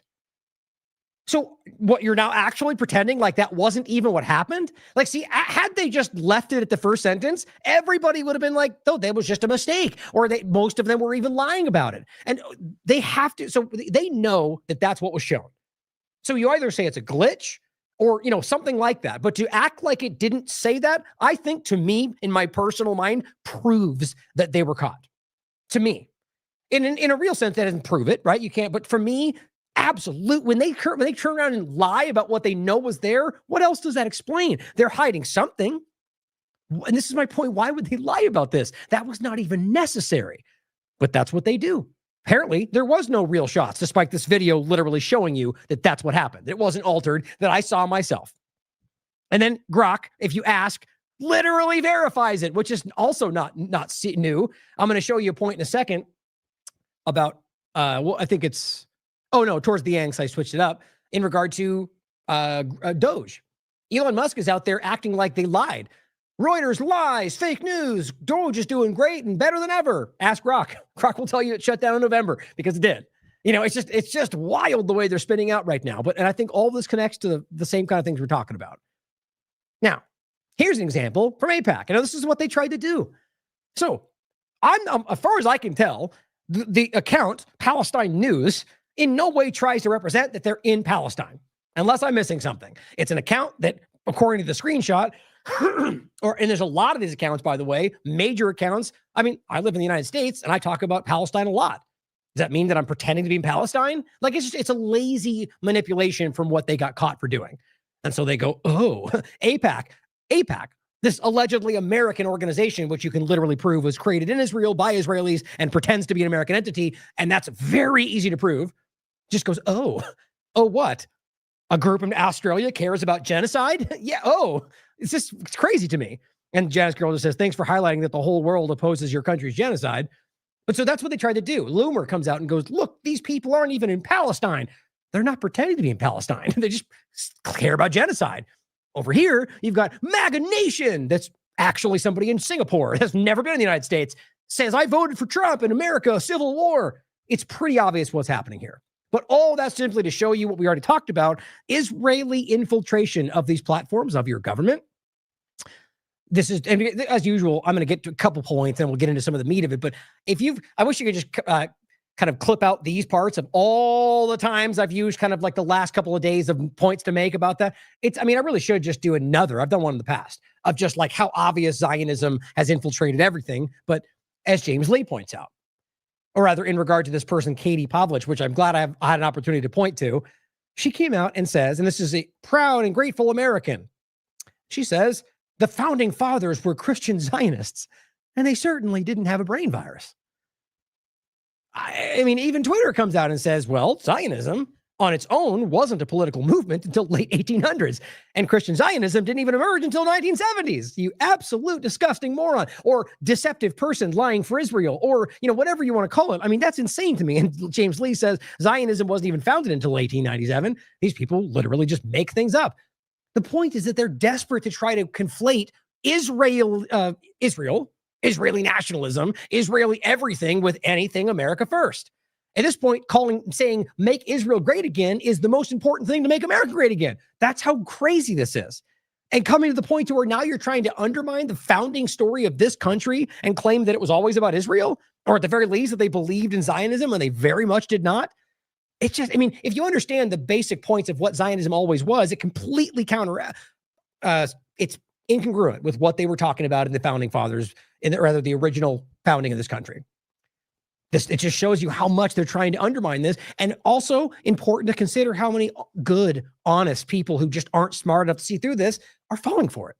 I don't think it's the majority, but there's plenty of people out there who care about these things who just get played by these very dishonest people. And that's why a lot of times my show is a little bit, not as hard on those edges, because I know that there are people that are just being played. And so it can't always be, all or nothing, shills and people who see it. It's not always that simple. So here's an overlap. Project Constitution. It's a 4-minute clip you can watch. I'm just going to read some of the points here. A young Christian woman, and she explains this in her video, walked into a Turning Point USA. Well, by the way, check this out. Oh, it's weird. It didn't do it for some reason. When I click this, that's weird. And now it doesn't do it. It dropped down that Ask Grok thing. And I've always shown you guys that. I can just focus on it. Oh, now it's not doing it. Well, it says explain this post. That's the whole XAI overlap. I'm derailing myself, but it's just, I saw it pop up and it keeps showing you that little blue thing. If they're trying to get you to, explain this for me, Grok, that is XAI. That's DARPA's program, guys. But a Christian woman walked into a Turning Point USA faith event expecting Jesus, she says, and was left horrified. Here's what she stated, and this is the video you can watch. I went to a Turning Point USA faith event tonight, whenever that was. This is posted on the October 25th. And where was I? And it says, walked into the event thinking I'd hear politics through a biblical lens. Instead, she says, I got 90 minutes of weaponized hate from the stage, and it broke my heart. She says the speaker opened by declaring Candace Owens evil and anti-Semitic before even opening the Bible. He spent the night trashing Tucker Carlson, calling left-leaning people idiots, freaks, and losers while the crowd cheered. I mean, how is that even remotely a religious, like they're just freaks, losers, and idiots because they have a different mindset? It's like you're not a man of God if you are hating people because of what other beliefs, or people out there that are acting like men of God and support what Israel does. It's just you're either completely lost or you're pretending. And says he preached that Christians must support the modern nation state of Israel, no matter what it does, because Jesus was Jewish and questioning anything is anti-Semitic. Guys, I mean, you have to understand how this is let me just cut to the chase. Daniel McAdams says this is why they had to kill Charlie. It's a powerful statement, whether you agree with him or not. Pretty crazy to see what just happened. What did I say when that first happened? Well, what happens afterward will explain a lot. Well, what happened? Did he get the Zionist funding that he turned away? Yes. Or rather, did Turning Point USA absorb it right after he had said no? Yes, it did. Did it get ultimately taken over by the Daily Wire, very pro-Zionist groupings that were the opposite of where Charlie Kirk was beginning to go? Yes. So and on top of that, he was having a very profound change in his mind that would have basically been the last straw for what their agenda was. And he's out of the way now. Just like with JFK, I'm not going to say that I can prove to you that they killed him, but with everything else we know, it's the same thing. With JFK, with AIPAC being registered, telling them to register as a foreign agent, with the Dimona Nuclear Institute and them telling him to shut it down. I mean, and any number of additional points. And then he died, he was killed, and those things never happened. Same thing here. Charlie Kirk was beginning to turn away. He was beginning to push back Zionist funding. He was talking about with Candace about becoming Christian. And all of a sudden that he gets killed. It all goes away. I just don't know how you disregard something like that, whether or not that is actually what happened. Now, this point's interesting. Remember, as RX Phoenix points out, when Netanyahu told us counselors on their re-education trip, remember, you have Israel in your pocket. Remember how many times I brought that up? It was 50 states, one Israel. 250 members of Congress sitting in front of him, and he's talking about things that barely connect to what he says and diverts into cell phone tech and how, hey, you've all got a piece of Israel in your pocket. Well, as always, guys, I think you know why I think that's relevant. They told you why, because this is what they do.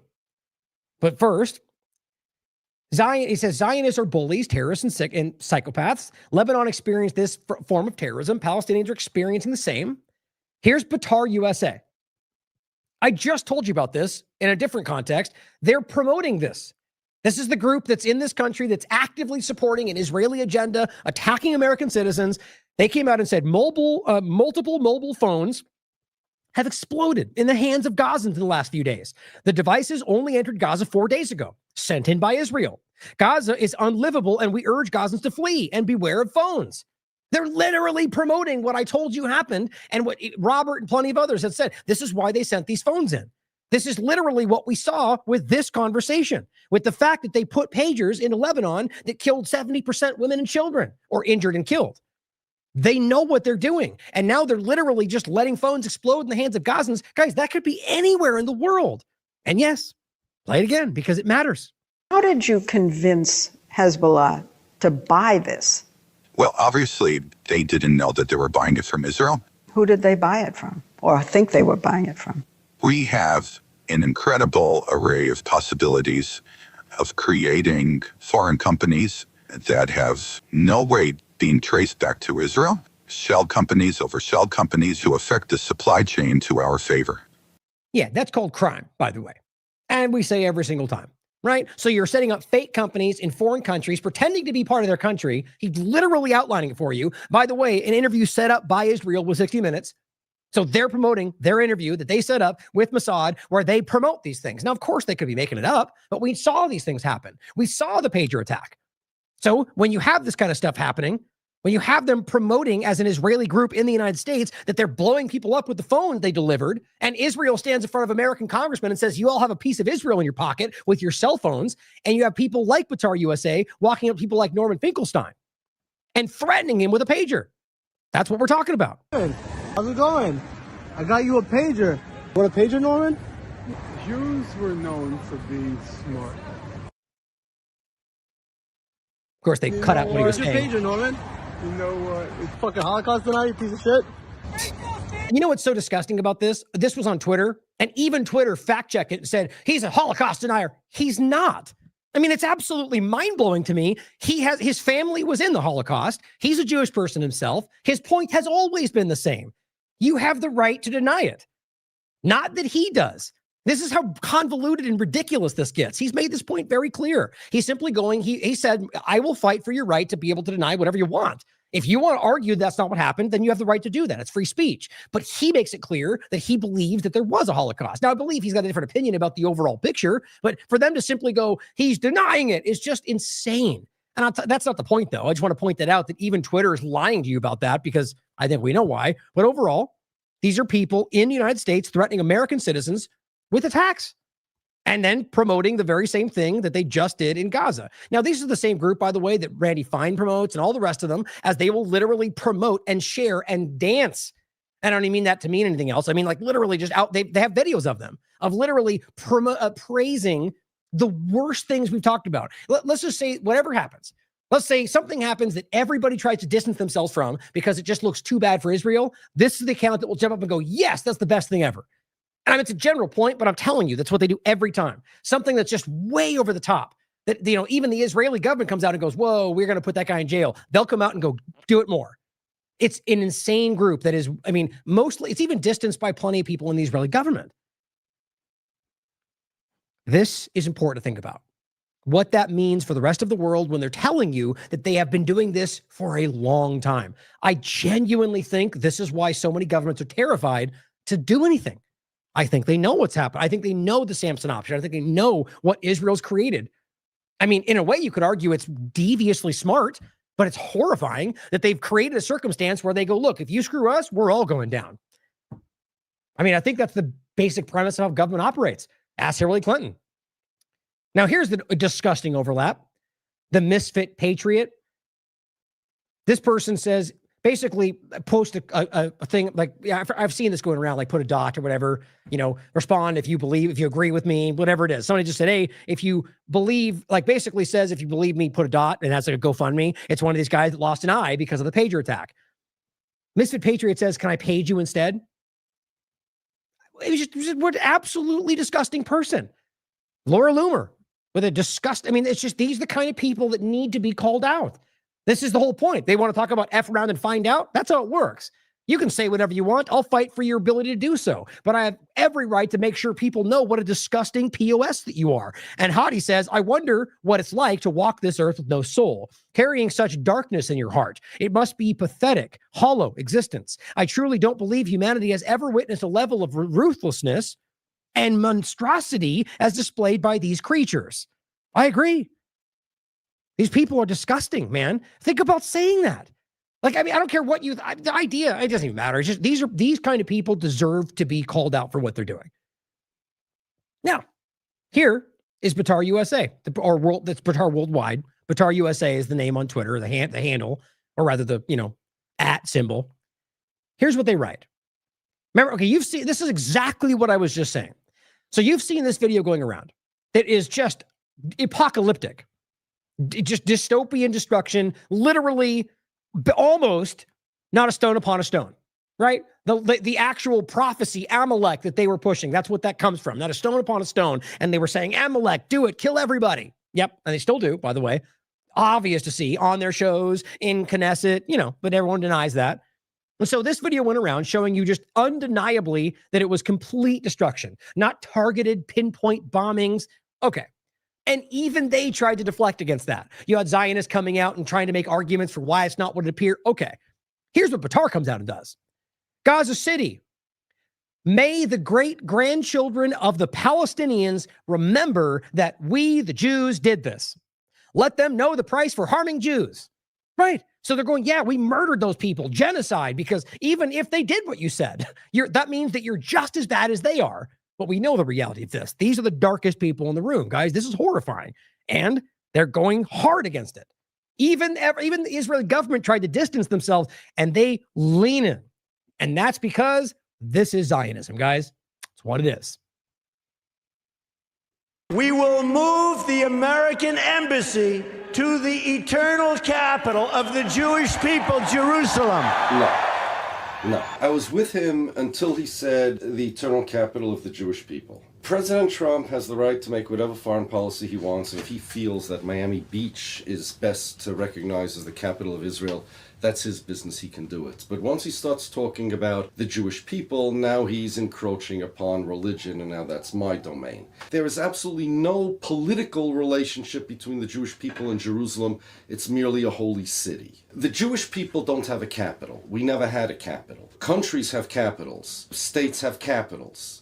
That's the definition of a capital. Capital, dictionary, noun, the most important city or town of a country or region. Now, the Jewish people are not a country or region.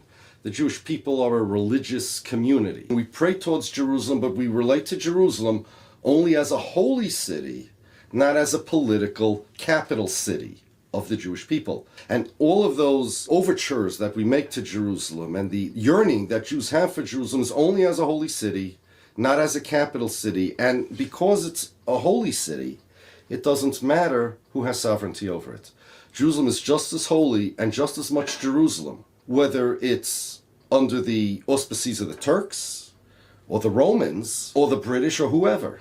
It's important to know that the Zionists were the ones that started this business of the capital of the Jewish people, and it's an idea that conflicts directly with the teachings of Judaism.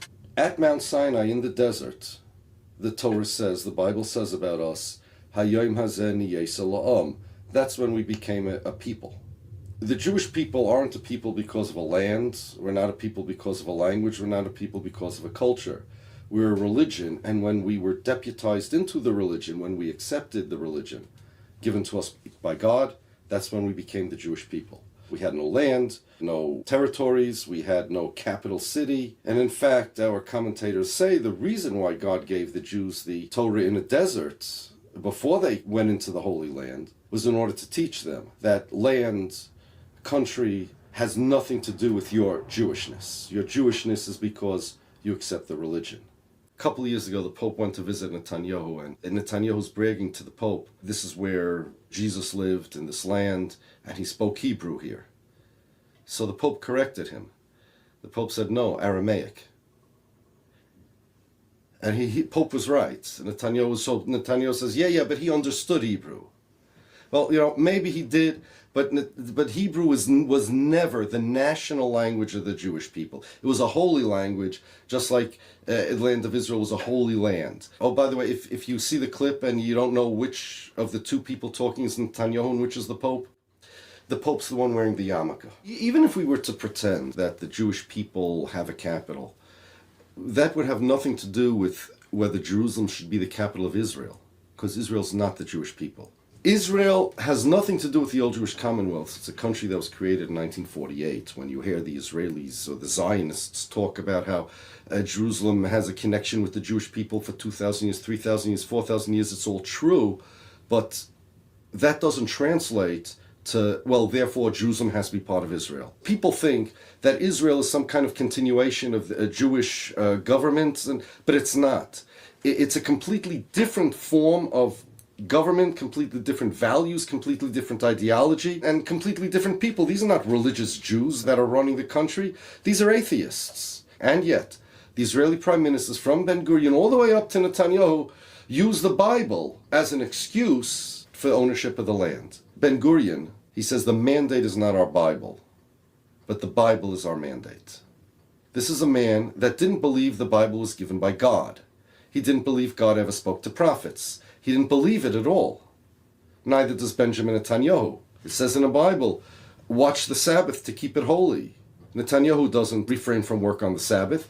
It says not to eat non-kosher food in the Bible. Does Netanyahu do that? No. There is nothing holy in the Bible that Netanyahu cares about. The only thing he cares about is his land. Restorationist Protestants, we call them evangelical Christians today, they existed hundreds of years before any Jewish Zionist was ever born. And because the evangelicals, the restorationists, had great influence in Britain, and Britain had the mandate, the Zionists very, very much adopted the Christian evangelical interpretation of the Bible, and that's what they use today. You'll find that Benjamin Netanyahu sometimes even espouses Christian evangelical interpretations of the Bible over the Jewish ones. A number of years ago, Netanyahu spoke at the site of the Auschwitz concentration camp, and he mentioned a prophecy in the book of Yecheskel about how the prophets saw dried bones rising from the ground and growing flesh and becoming live again. And Netanyahu said that that prophecy is fulfilled with the state of Israel, because the Jews were dried bones and now they grew flesh and they're real people again. This interpretation is not found anywhere in any Jewish source, because in Judaism, this is impossible. But for over a century, this has been a Christian evangelical interpretation. The Zionists, when they talk about the Bible, they're not talking about the Judaic version of Judaism and Jewishness. They're talking really about the Christian evangelical version. Netanyahu has no right to claim that his state is mine. I was born in America. My father was born in Poland. My mother's family's from England. We have nothing to do with Israel. We're Jews. We're observant Jews, we're religious Jews. I wear a yarmulke, Netanyahu doesn't. I keep the Shabbos, Netanyahu doesn't. And Israel is not my nation state in the slightest. This is a unilateral claim of the Israelis, of the Zionists, and it's an assault on my religion. So too, the claim that Jerusalem is the capital of the Jewish people because it transforms the Jewish people from a religious identity to a national identity, to a political identity. And it's an assault on my religion when Netanyahu says that because Jerusalem is so connected to the Jewish people, therefore it must be part of the state of Israel. Jerusalem's holiness, Jerusalem's value to the Jewish people has nothing to do with who owns it, and it certainly has no reason to be part of the state of Israel. It's a good group that I've referenced before. Not to say that I agree with every single thing any group has to say for that matter, but this, I'll include a tweet that I just grabbed from them. Torah Jews is the account.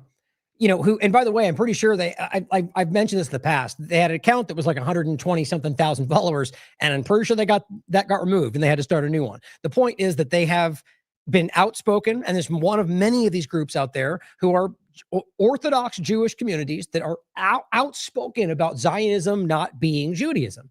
And even if you think they're wrong, they have an obvious right to believe that, and they're adherent to the Jewish religion. And so it's just a wild overlap when you see this. And every time I say this, it shows you what the real issue is: adherence to Zionism. And so here's just one, I'll just include what they showed you here, but this is what they actually aptly write. Zionist passenger. You might have seen this going around today. I saw this earlier. A Jewish passenger accused an American Airlines flight attendant of anti-Semitism because they had a watermelon pin. That's how crazy this is getting. And then accused them of, why are you blocking me? Because I'm Jewish? And they're like, we didn't even know you were Jewish. It's just, this is weaponizing their identity like we've seen the left and the right do. And I think it all stems from the same place for the most part.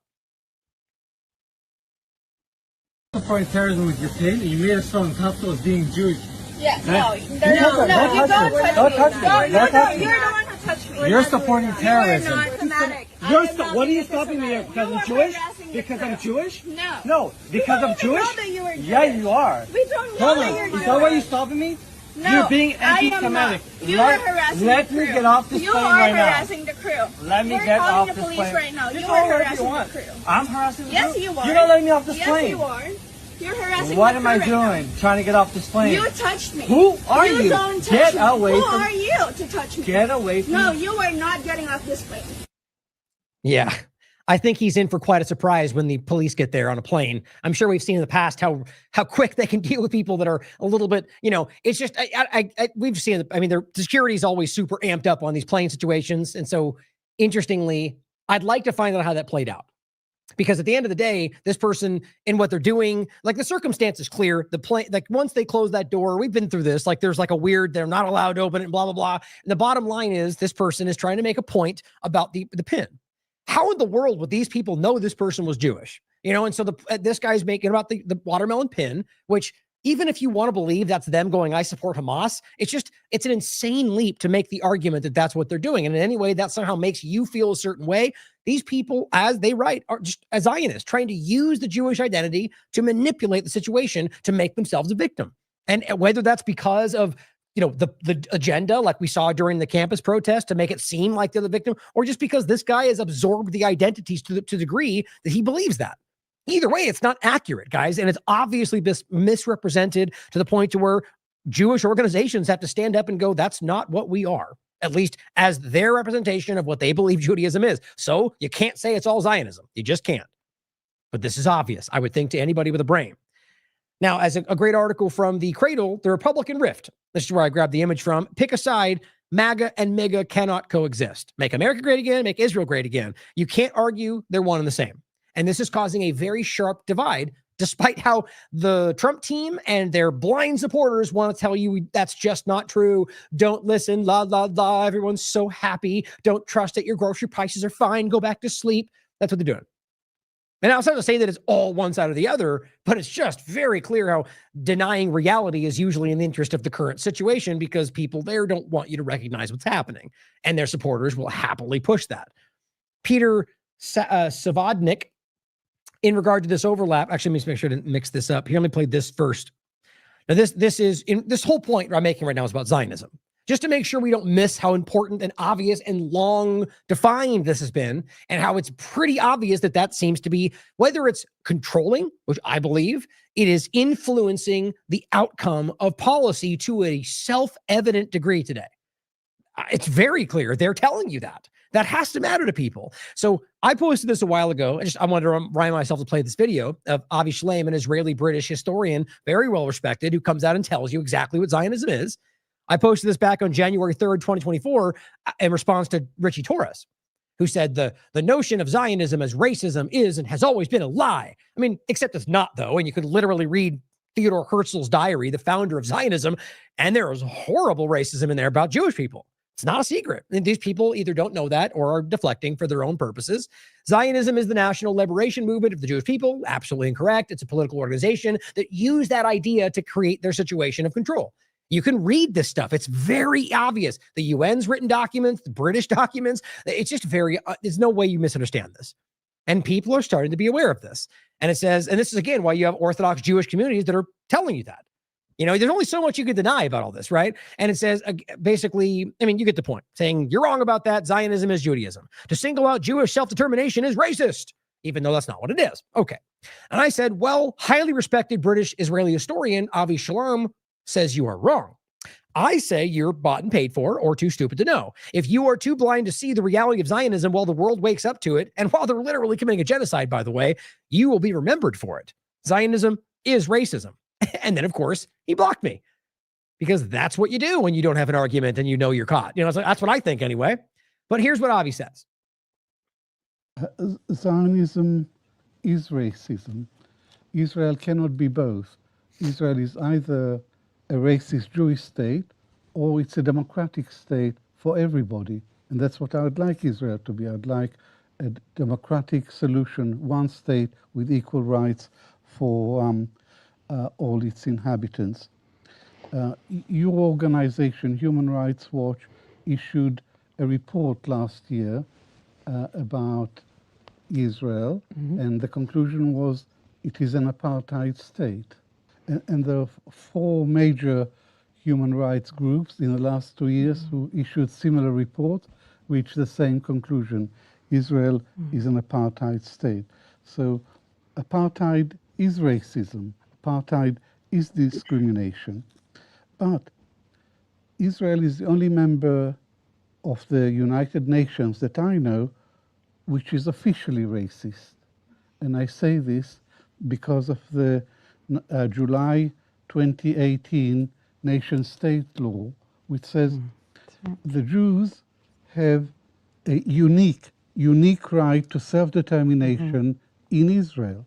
Unique means exclusive. Yes. It means Arabs have no right to self-determination. It means even if Arabs became a majority, they would still have no right to self-determination. So, which is why they passed the law. but most certainly, Zionism is a racist ideology, and it is largely responsible for the Nakba that has unfolded throughout the last century and continues today. Right. And you also have the many, many, many different reports like this one from Asylum or from Human Rights Watch or from Amnesty International or all the rest of them, by the way. And I can just grab any one of those that pop up next and show you that they have ruled this is an apartheid state. They all pop up. Here's the, of course, now it doesn't. There it is. Here's Amnesty. Israel's apartheid against Palestinians. As he says, apartheid is the worst form of racism. So what I want to point out is the reality that for those that always pretend like we're only making it about Zionism, it's not.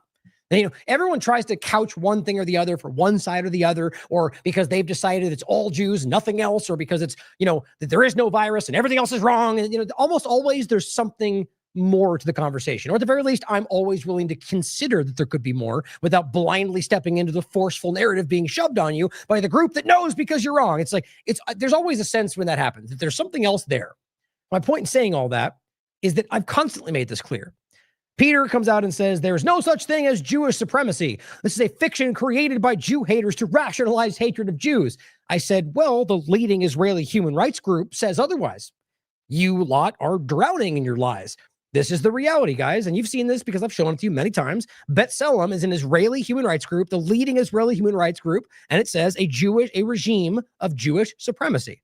Guys, if we're really going to pretend like there's not an obvious element of Jewish supremacy with the Zionist movement, we're just being ridiculous.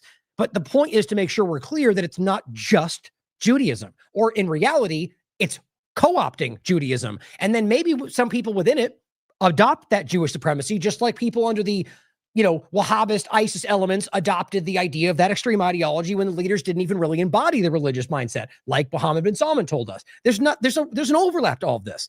The point is that these people have been manipulated. And there's a lot of Zionist Jews that believe they're fighting for the homeland of the Jews, and they're wrong. In this case, or, they're fighting for what they want to fight for. The point is the agenda, the narrative is wrong, is that there is an element of this. But we have Christian Zionism. We have atheist Zionists, like even Herzl himself, by the way, which is really the point. And so you have to acknowledge there is a major factor of this Jewish supremacy element in Israel and in the United States and others, but it's not the only point. And I argue it's Zionism is the point. Zionism is why there's an element of Jewish supremacy or all the rest of what we're talking about. It does not remove the part that is Jewish supremacy, right? This is the only objective way I argue to converse about this. But people will try to act like I'm only making about one or the other. I'm either a Jew hater or I'm denying the Jews are responsible. It's always how this, guess what that is? A false binary. Like everything else, guys. And maybe they don't even know they're part of it.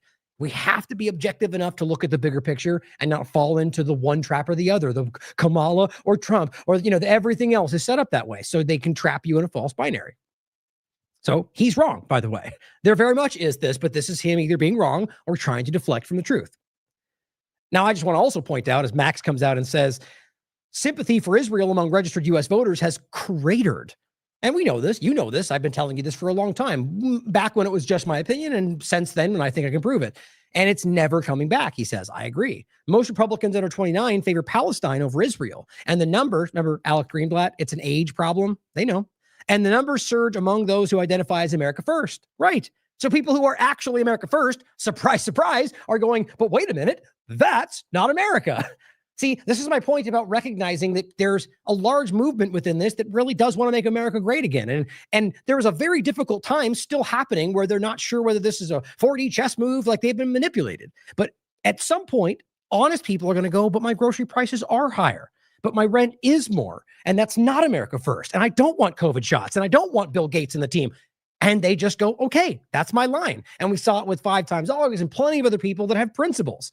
So all I'm highlighting is that the people who identify as America First are the people who are starting largely to go, this is not what that is. So we need to stop as like some people in the higher conversation, it seems that people try to make it about, the Republicans are this and it's that side or the other. It's more nuanced. I'm of the mind that there's a third category, and that's everybody that sees through it.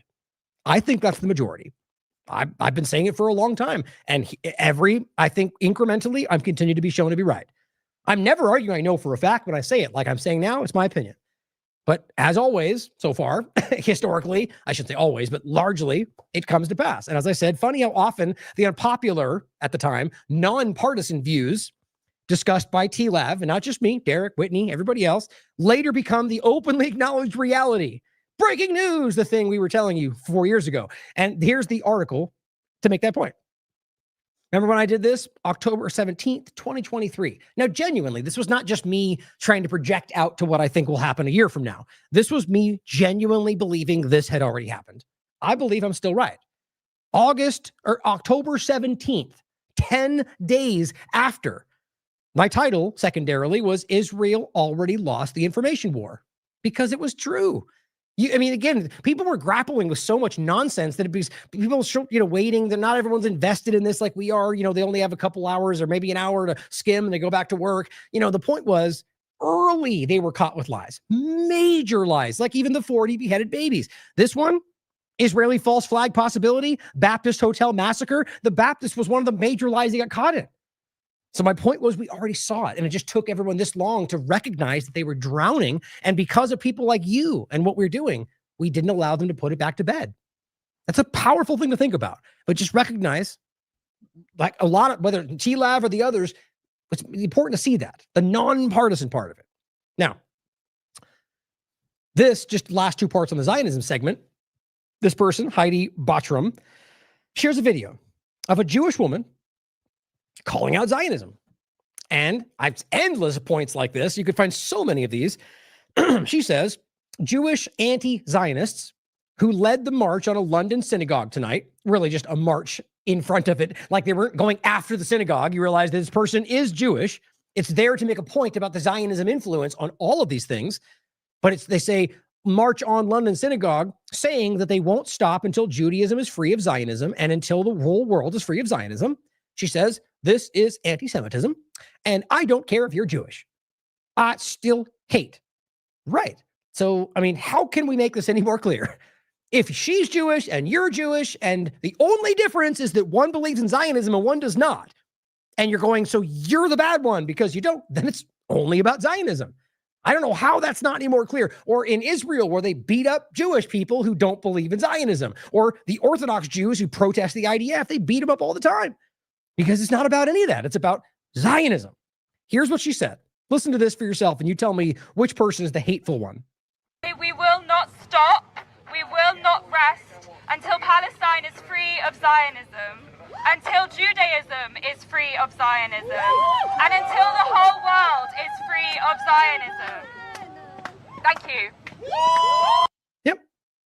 Now, let's just even say, for sake of conversation, that meant the homeland for the Jews. Well, if what the homeland for the Jews is doing is conducting a genocide, well, then that still matters, right? But that's not what it is. Either way, what's funny is this is the whole agenda of what Zionism and Israel do, is that you're out there going, everything is synonymous, right? Jews is Israel, Israel is the Jews, and what we do is the same thing. And then when they conduct a terrible thing and you go, what the Jews just did, even some people, and they go, racism. It's like, well, that's what you just told us. You just told us that this is the home. You see, and it's a double, it's designed like that on purpose.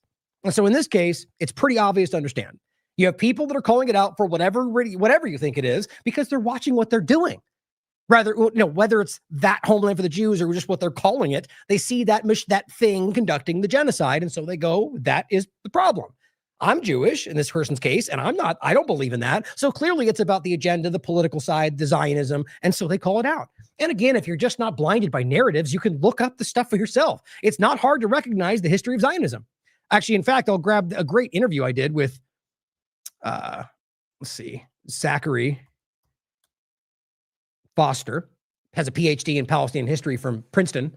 And we had a great conversation about this more than once. Here's just one of them. You can links below. Zachary Foster, PhD interview, the documented and suppressed history of Palestine and Zionism.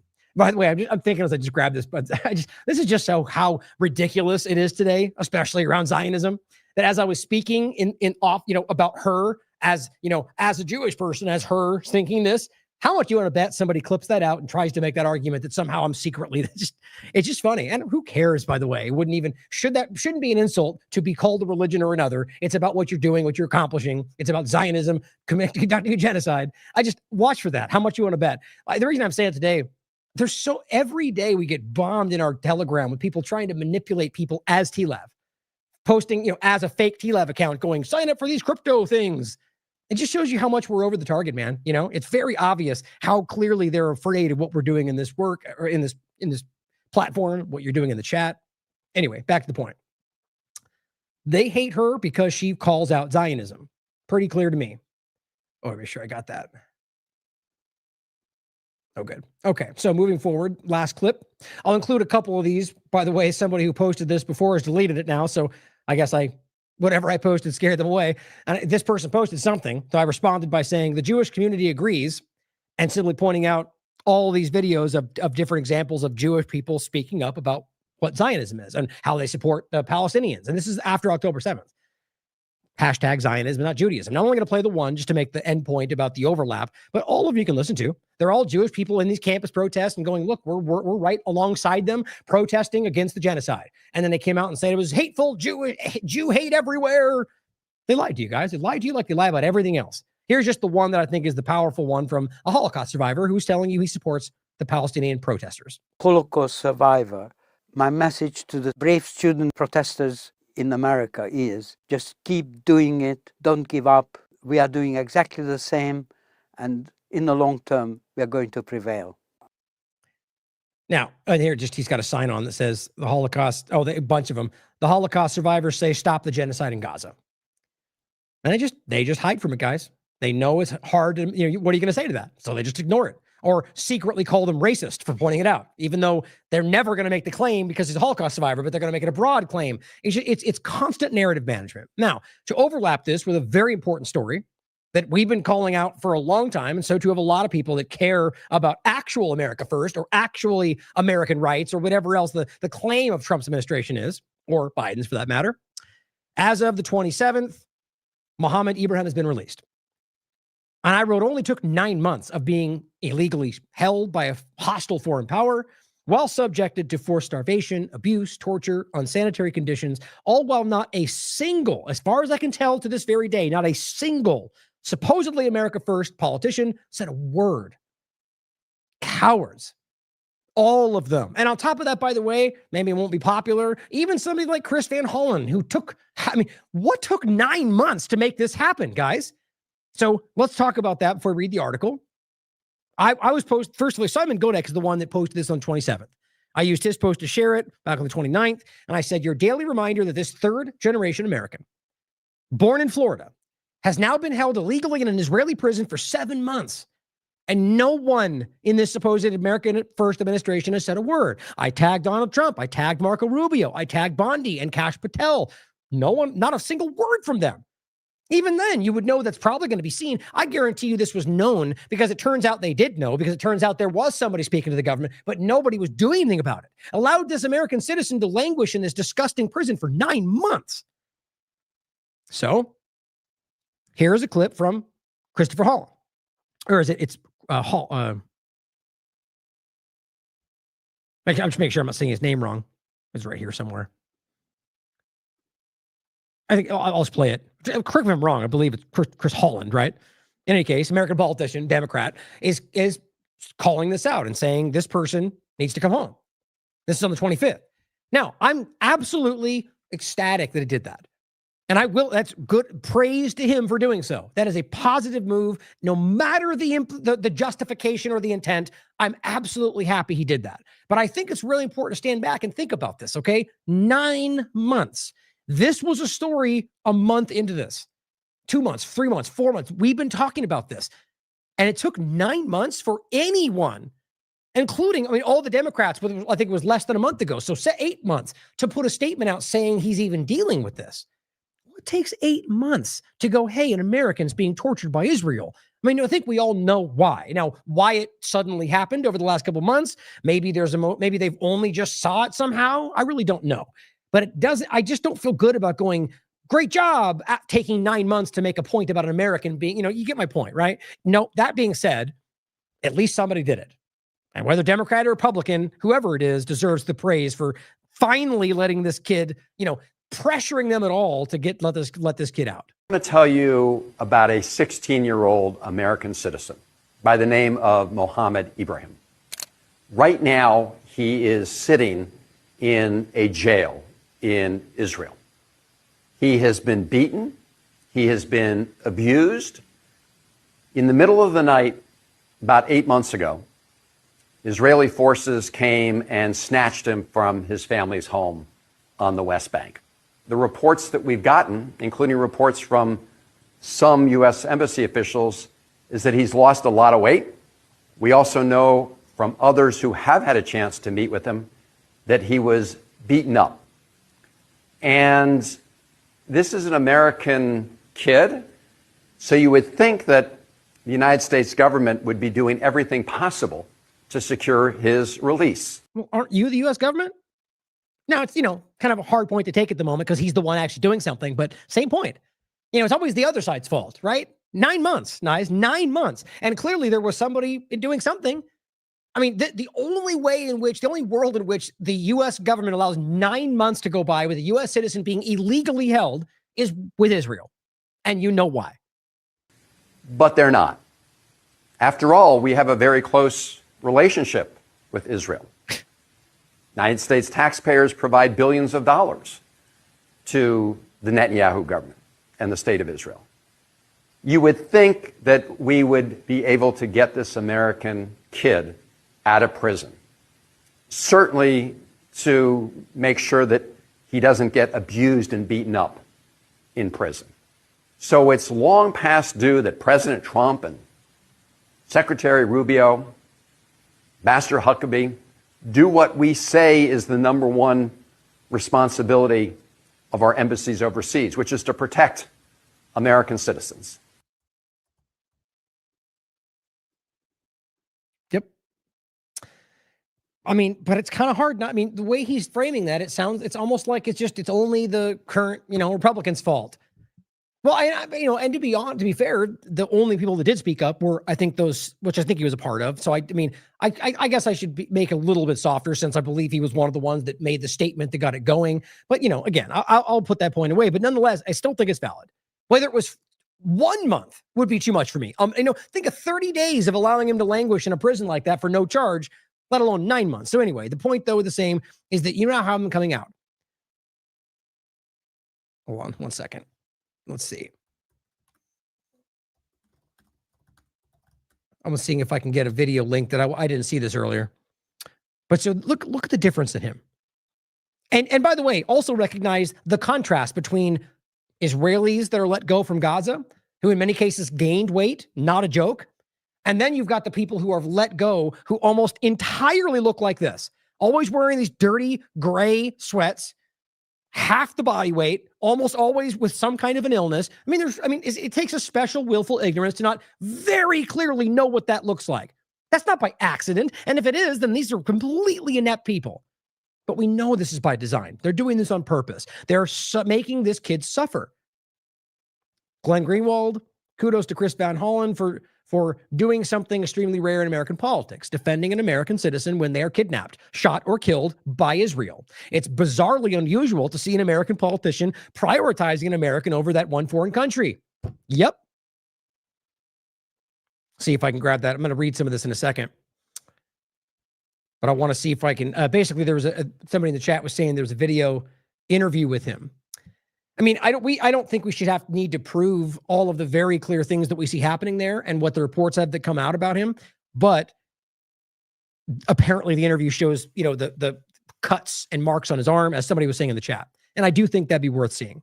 So basically just send it either way, or Angela, if you find it in there, either my Signal or the Twitter, I'll keep an eye out for it. But I would like to see that. So continuing forward. Here's the article. U.S. teen Mohammed Ibrahim released from Israeli prison after 9 months. Israeli authorities have freed Palestinian-American teenager Mohammed Ibrahim after more than 9 months of detention in a case that advocates say embodies Israeli abuse against Palestinians in the occupied West Bank. So let's see.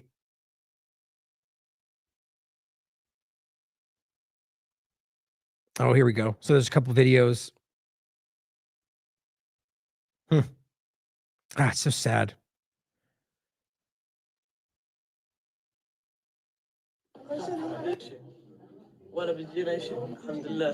I mean, guys, look at him.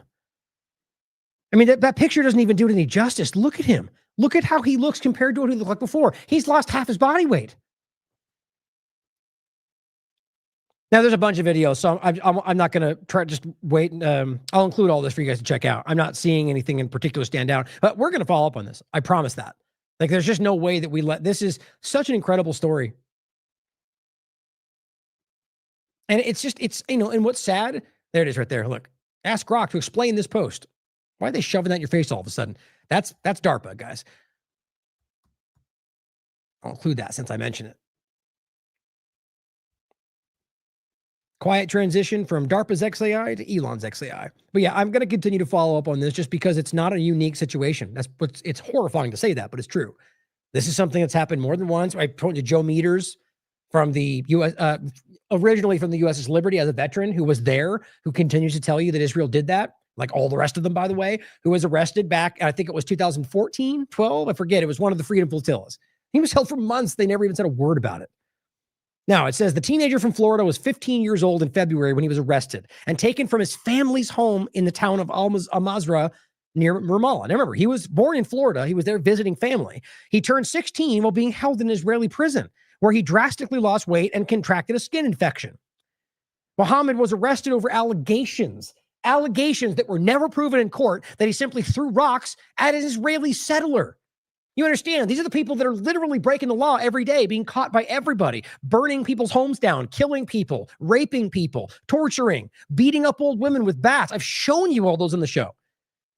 And that he threw a rock at one of these people, if that's even what happened. He denies that, by the way. And it says his father and other relatives told Al Jazeera earlier the year that he was blindfolded and beaten after they took him. Israeli authorities did not allow him to contact his family. I mean, this is a child, guys. This is he's not an adult. In what world does that happen anywhere other than a complete despotic country like Israel, or whatever else you want to say in some third world country somewhere where they put in a prison and never get to see the light of day? Well, guess what? That's what's happening in El Salvador. It's what's happening all over this country in plenty of ways, even for people. You know where I'm going. The bottom line, guys, this person was thrown in jail, was not allowed to contact his family, was not allowed to talk to anybody. And and this took 9 months to resolve. The only updates his loved ones received were through U.S. officials. So they knew this was happening. All of them. Even then, it took 6 months for them to even bring it up. Throughout his detention, his family members pleaded with the administration of the U.S., Donald Trump's, to push for his release, or at least ensure that he had access to adequate food. I mean, there's no better point to make, like, understanding what's going on, that they have to plead with them to go, please let him get some food in a prison that's supposed to be the most moral army in the world. Just kills me. And the worst part is nothing's probably going to happen, whether it's Biden or Trump, left or right, because this government will never, as Glenn was pointing out, go against Israel unless we do something about that. Alan McLeod points out on the 23rd, the United Nations passes a resolution attempting to end torture and other cruel, inhumane, or degrading treatment and punishment. Guess what happens? Only 3 countries in the world voted against a resolution attempting to end torture and cruel, inhumane punishment. The United States, Israel, Argentina. I mean, it just speaks for itself, guys.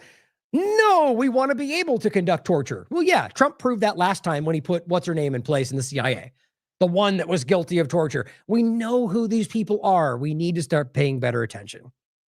Now, overlapping this with the point about unlawful orders. Very quick and point. It's important to consider. Never is it taken as the Democrats versus Republicans. If you watch this show, you understand that. It's your government playing you using those things. Not that individuals embody these. They believe they're one part or the other because they believe that, I'm more conservative, liberal. That exists. The government uses those things against you. In this case, it's not to say that the members of Democratic Congress people that CIA, what's her name? Slotkin? I forget. It's one CIA members, different people of the government that are out there trying to tell you to disregard unlawful orders, which, by the way, is the reality. But I'm sure there's a deeper manipulation in all that. It's not to trust those people. It doesn't change the fact that stating that is true. And the timing of all of it, while they're deploying unlawful orders, military, foreign policy, immigration, unconstitutional acts, all over the place, you're seeing this. So here's the show. Trump says calls for military to resist unlawful orders, seditious. And then right after that, stupidly enough, he posts an image of the loyalty to the Constitution plaque that literally outlines that it is illegal to resist unlawful orders. And as Justin says, no one's ever been better at undermining his own narrative. I think it's more about deliberately muddying the waters.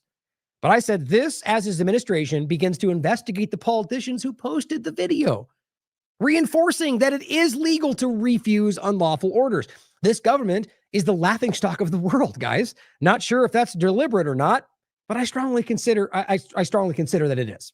So my point, clearly, is we're talking about the idea of, investigating the people who said the thing that you the next day point to as the thing. Now, I don't know how you can see that as anything other than almost all of them working together to just deflect into something else. Who knows? Maybe they're just fighting and they are really petty against each other. I doubt they'll actually go to prison. Not obviously because what they did was not illegal, first of all, but because I don't think they're even trying to do this. As we'll point out with Comey, which I believe we'll get to at the end of the show, wherever that was, or coming up soon. Yeah, right here. In case you didn't see that, by the way, yes, Comey the case was dismissed like I told you it was going to be because I thought that was obvious. Now think of all the ones out there telling you that wasn't the way it was going to go. Now, hey, who knows? Maybe they'll appeal and he will go to jail. At this moment, the reality is the same. And like we said, we'll go with the facts. But it seems obvious that the case they were building was designed to fail. And here we are. But my point, though, is that all of this is creating this false kind of theater act where you're focusing on them attacking each other and the panopticons being built. Israel continues to take over. AI continues to rush out around everything they're trying to keep us looking away from, I think. That's what I read this as. Either way, it's just embarrassing that what they're doing is going, see, you're allowed to resist unlawful orders. But those people who just told you can resist unlawful orders, they're terrorists. We're going to arrest them and investigate them. Here's the article, by the way. FBI seeking to schedule interviews with Democratic lawmakers in controversial video. Pete Hegseth on the 24th puts this out. Well, here's the Department of War. Official statement. And this blew me away. It says the Department of War has received serious allegations of misconduct against specifically Captain Mark Kelly. He's the one who actually has military background, I think. I think was the only one, but it's the one they're focusing on at the very least. And it says, in accordance with the Uniform Code of Military Justice and other applicable regulations, a thorough review of these allegations has been initiated. So whether it's even about the statement or not, what they're doing is going, you do that. If you say something that makes our job uncomfortable and makes us feel stupid, we're going to find something to make you unhappy.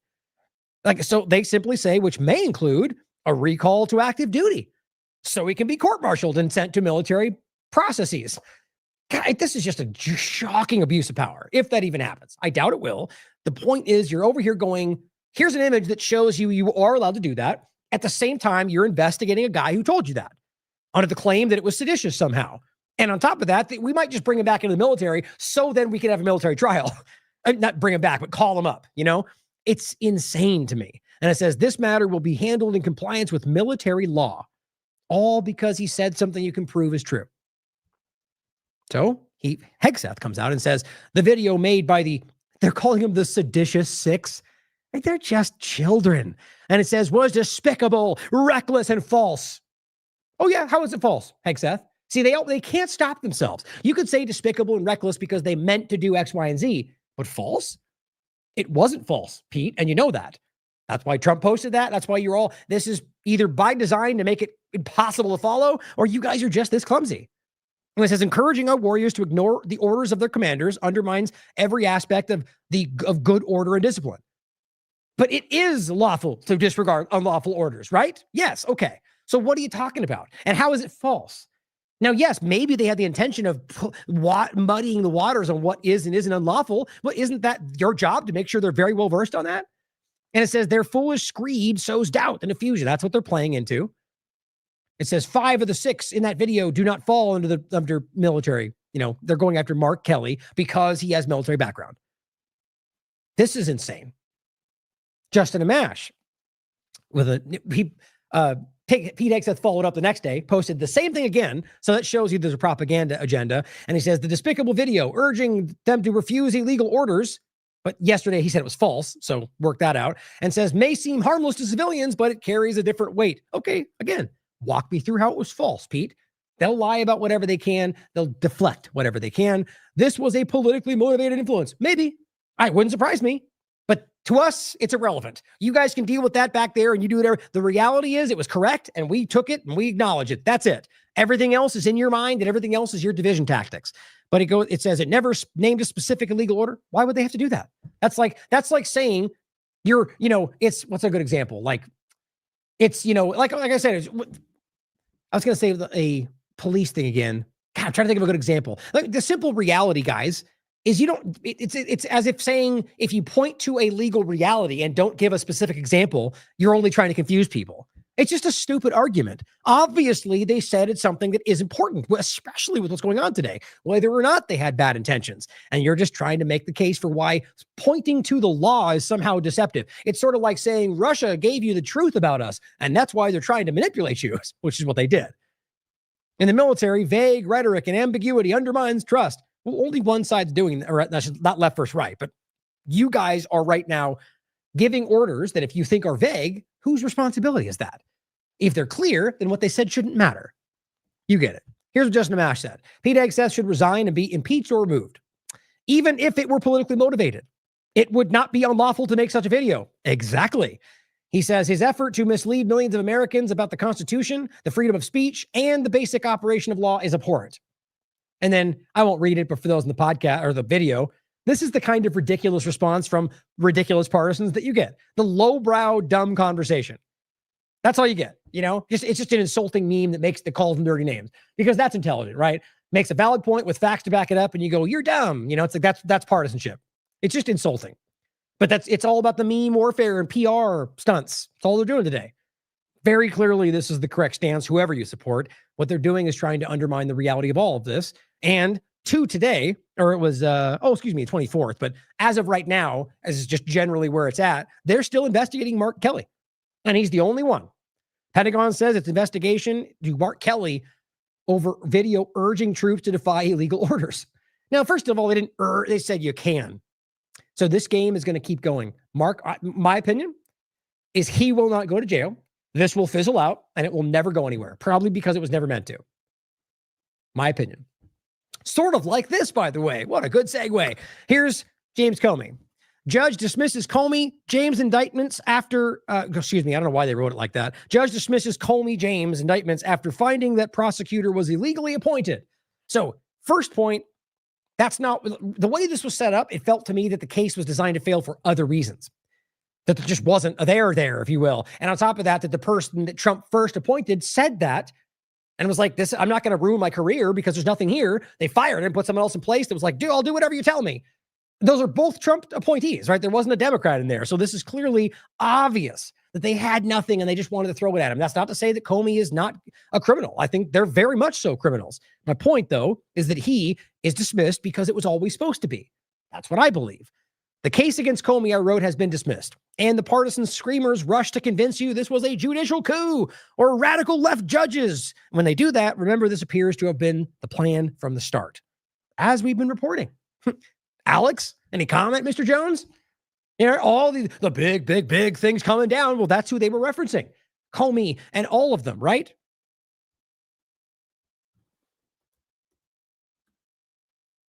Is that it? Let's see. Yep. So on the 23rd, he wrote, "Huge DOJ incoming." And where he says, big. And he goes, "You know me. I don't give you things before I know for sure." Yeah, you do. And ultimately nothing happened. And that was about James and Letitia and Bolton. And that was the point, right? What's happened? Now, look, like I said, maybe this will develop into a big old case. Well, what we have to look at screams the opposite. So I said on the 29th, I said, hey, any updates, Alex? I'm super excited about these clearly not fake big actions coming. Oh, and is Obama in jail yet since you claimed he was a sure thing? Asking for a friend. Yeah, back in 2024. If we can just keep Trump alive, he said, they're going to get Klaus Schwab and Bill Gates and Fauci and Hillary. Oh, and all those are now basically current insiders in the establishment, except for Fauci at the moment. Yeah, that's where we are. So my point is, today now, it's not just the opposite. I mean, we're at a point now where not only has that been dismissed, I don't see any traction on the rest of it. I genuinely believe as a whole of government thing, they don't put people in jail. Whether Trump or Clinton or Biden, it just gets you get a lot of claim. I mean, didn't he tell us Obama was a treasonous traitor and Pelosi and January 6th? Yes, I actually agree with most of the fact they should be put in jail. And then you hear crickets. You get deflections. You get meme talking points. And the screamers online giving you red flashing lights and screaming, we're winning. And ultimately nothing happens. We're still at the arrest phase, right? Not one person. How about the Epstein files? Well, I'll touch on that in the next show. The point on that is the same. They're deflecting. They're pushing back. They're over here. Now Comer comes out and says, well, no matter what we release, you guys aren't going to believe it. Yeah. You know why? Because you lie every time. But they're already setting it up to be, that it's a deflection because of the left or whatever they're doing. This just gets sad. So this was dismissed, and I think it was by design. And I think where we're going with this is just more deflection, more justification, all because, as the same point, it's because they're creating the new situation that will ultimately create a world in which they won't need to worry about what we have to say and whether we believe them, to make it very simple. Now that gets in to explain all of that. If you haven't seen the other shows about the technocracy and how it's working, check out our IMA panels, different shows we've done on this. I have a brief point to end with about that. But just recognize that if we're in a world where they can turn off your ID if you say the wrong things, they can turn off your money if you go the wrong direction, right? They can, there's a third one I could include in there. I'm just blanking on it. But my point is that they can ultimately shut down everything. 50-minute city dynamic. They can basically control your life inside of this and box you out of it if you aren't in compliance. Look at China. Look at plenty of places that they're drooling over. They're building it out around us as we speak. So before we get to the last part, as if this is sort of what I probably would have started with if we'd done this in reverse. Again, tell me whether you appreciated the difference or not. Let me know what you think. I'm genuinely asking because sometimes I wonder whether it's better to put that stuff early and, but I tend to think, in my opinion, that what I'm about to go through sort of helps paint the picture, set the table for what the larger conversation is. Curious about your thoughts though. So this is the show from the 23rd. RIP Doge. Twitter exposes Israeli infiltration. That was the country of origin point. And the Mamdani Trump meeting, which seems to have very rapidly fall off the news cycle.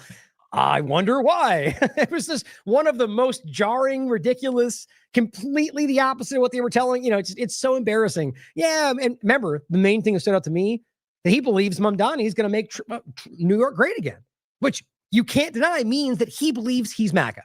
Because New York's part of the country, and if he's going to help make New York better, that means he's part of Make America Great Again. The socialist, communist, jihadist, maniac they've been telling you about. Trump's like, we're going to do great things. It just laughs, to be honest. They're all not on your side, in my opinion, like I said in the beginning, and I'll make a point about that in a second. First, a quick update about Doge. Oh, I'm sorry. I guess I did start with this one. I wonder when I did that. Okay, so let's start with this one instead. Trust my organization. We'll do the Doge part next. On Mamdani, which actually would have been better for what I just said, mixing my own self up, but we talked about this in this show and one before it, which was simply that, I like what he is saying about Israel. I'm glad he's calling these things out, but there's been many examples that already kind of suggest that he might not really be going in that direction. And from my nonpartisan perspective, what did I say? Well, he believes in more government. Which, by the way, so does Trump, despite what he told you. So I don't want somebody who's going to expand the government, whether more programs or helping people or not. I don't think that's beneficial to all of us. Less government. And then you want to do, the government out of the way. I think a lot of things get easier. But, I understand why so many people can't wrap their minds around that. Just giving you my personal stance. I've talked about it in depth on plenty of past shows. But he wants to expand. So it's pretty clear that I don't support any of that, which is why I don't support pretty much any of them. But my point in saying all of that is that this shows you that he's really just an extension of the same growing government apparatus. Maybe he doesn't think that. Maybe I'm wrong. But that was what we discussed. And here, this is one point that comes out that I think is very relevant. Now, it is based on a reporting to the New York Times that comes from a person at this, I think it's a mosque, or was it a synagogue? So, take it with a grain of salt, like you do from any reporting from anywhere, hopefully, especially from corporate media. But something about this feels like there's another point we talked about recently where he made a statement that suggested he wasn't as gung-ho about what he was saying in regard to Israel. But again, what he does means more than any of the narrative to me. If he continues to call it out, at least on that point, then we should praise that. But she says, the son of a rabbi at Park East says that Mamdani told him he loves the idea of banning protests outside of houses of worship, referring to the settler recruiting fair last week, where they were selling Israeli or Gaza land. And it says, which, by the way, has been happening ever since October 7th forward, as I've shown you, excuse me, 3 times. Literal conferences where only Jewish people are allowed inside, and they sell illegal land in Gaza, the West Bank. It's just mind-blowing how obvious all this is. But it says, wild how fast he's working to appease and shield Zionists from accountability. That's how she sees it. But I mean, this is hard to miss. Peter Stern says, Zionists want New York State to ban protests. So this is what it stems from, right? So like we saw in Colombia, Zionists are pushing for this. Now you frame it as no protest in front of houses of worship, which, by the way, why would that be allowed? We can protest legally anywhere that's not private property. That's the reality. To ban it anywhere else is simply an extension of the same kind of control structure, which would be used by people like this. But so he says, Zionists want the state to ban those, which has already been happening, and to stop pro-Palestinian demonstrators from protesting outside synagogues that promote settlements in the West Bank. And they think Mayor-elect Mamdani is on board. So it says on Friday, here's the link to the article. On Friday, Mr. Mamdani called Rabbi Mark Schneider, the founder of Hampton Synagogue and son of the rabbi at Park East, who suggested that the mayor-elect back legislation barring demonstrations directly outside of houses of worship. Now, here's what he told them he said. So it could be a lie, right? But he says, he told me, Rabbi, I love the idea, and I can't thank you enough, said Rabbi Schneider, who is an outspoken critic of Mr. Mamdani. The mayor-elect expressed his interest in hearing more details about the Schneider pitch, according to this person. On Sunday, Mr. Mamdani spoke with Rabbi Arthur Schneider, the rabbi at Park East, who made a similar pitch. Liz Kroger, the state senator whose district encompasses Park East, said she was considering introducing legislation advancing the idea. Okay. The reason that's important to point out now, what he does next will be elucidating. If he in any way supports this, that's not free speech.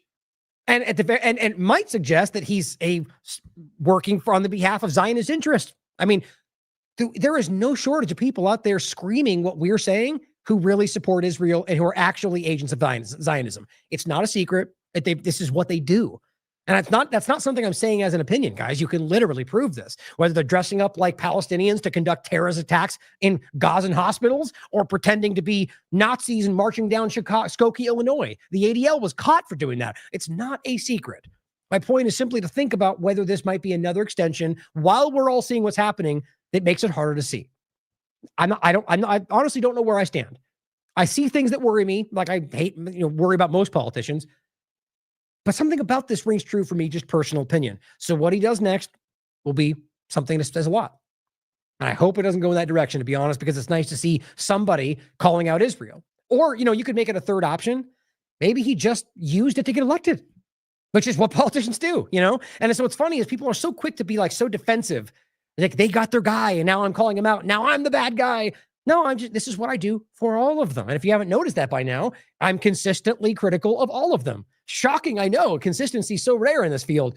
It's because you should be critical, questioning, while hoping that they're going to do the right thing and being open for that if it happens. Now, on Doge, which was the other part of the conversation, which was the RIP Doge discussion, you might have seen the reports that Doge was acknowledged to have been shut down even from the Trump administration. They literally said Doge doesn't exist. Here's what Musk put out. But first, the Department of Government Efficiency, whatever that even means, seeing as how Gleason's running it, and it's basically government digital services, which it was before, working with HHS, which has nothing to do with cutting government costs. He says, this is Reuters. Doge doesn't exist. That's the truth, is what they said. He writes, the Doge, the account writes, as usual, this is fake news from Reuters. President Trump was given a mandate by the American people to modernize. Okay, that's all just nonsense. And that has to do with whether he did it or not. They just go on and say, Trump was given a mandate to do everything. Okay. Trump just last week, it says, Doge terminated 78 wasteful contracts. See, they loved it. I mean, there's no way you can verify any of this. They say these kind of things, and half the time they've been proven to be lying about it, or misrepresenting the number, or pointing to stuff that was done in past administrations. So it's just silly that we would even take us ever at face value, let alone from a group that's been caught lying about it. But it says, we'll be back in a few days with our great regularly scheduled update. Okay. So what's your answer is they lied, and we have a mandate, and here's what we've done in the past. In that statement, does it prove to you that they didn't shut down? You see what I'm saying? It's like, if you were going to go there lying, here's how we can prove we're still operating. That'd be different. They do say we'll come back with an update. Elon says, Reuters lies relentlessly. Well, I found this humorous. I said, funny, Elon. Look at that. Get this thing out of the way. Funny, Elon. Your constantly altered Grok says otherwise, but I'm sure you'll correct that issue ASAP. Here's what Grok says. Has Doge been shut down? Yes. The Department of Government Efficiency, the advisory body led by Elon Musk and Vivek Ramaswamy to cut federal spending and bureaucracy, has been shut down as of late November 2025. I mean, Grok does not prove anything. Could be wrong. Grok's wrong a lot.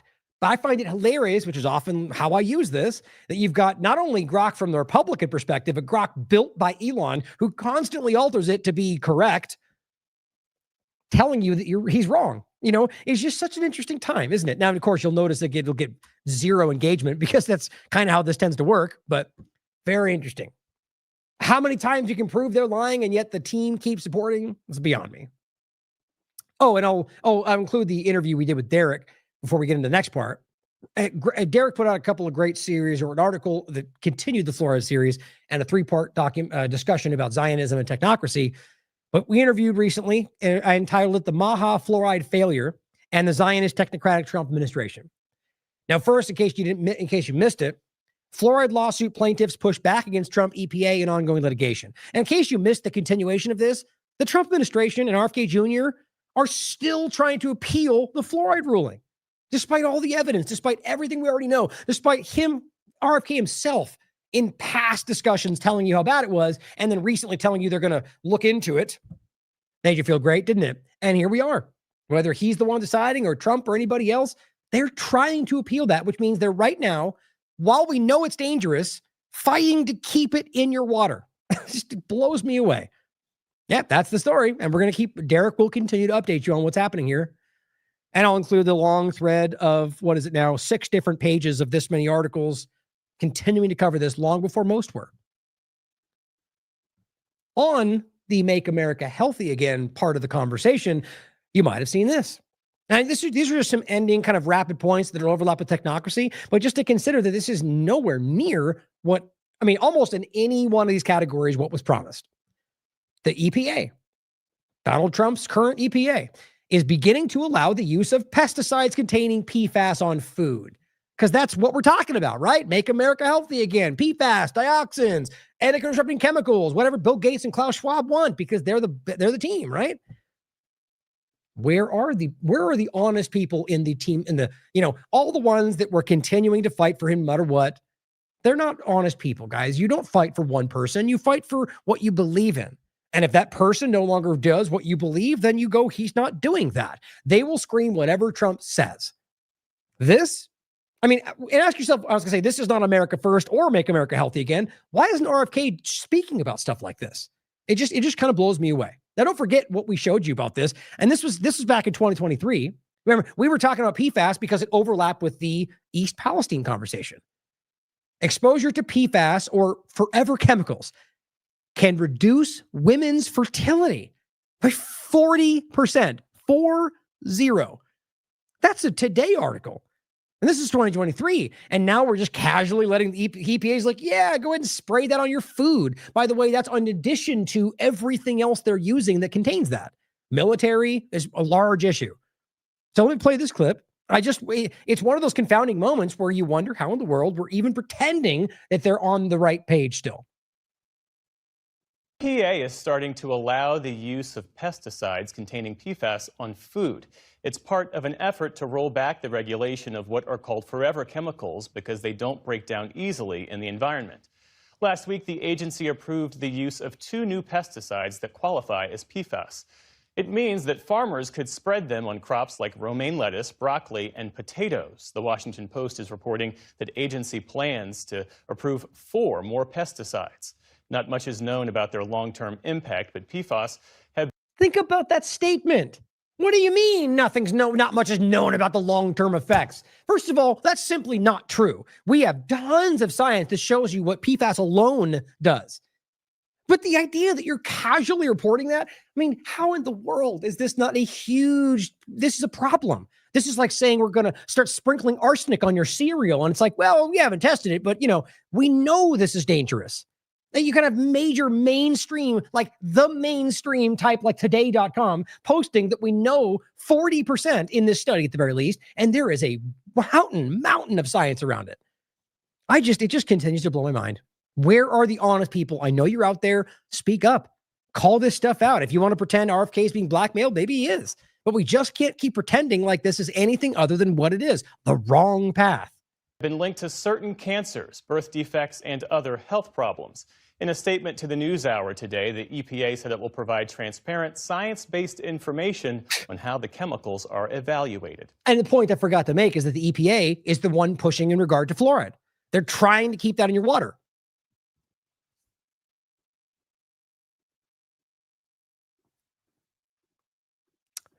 So, PFAS on your food. And in addition to whatever else they're using in that, probably the mRNA overlap, the transgenic, food overlap that Massey's talking about, that our Tennessee legislators are talking about. It's all happening in front of us, and they're trying to distract you with damn near anything they can, it feels like.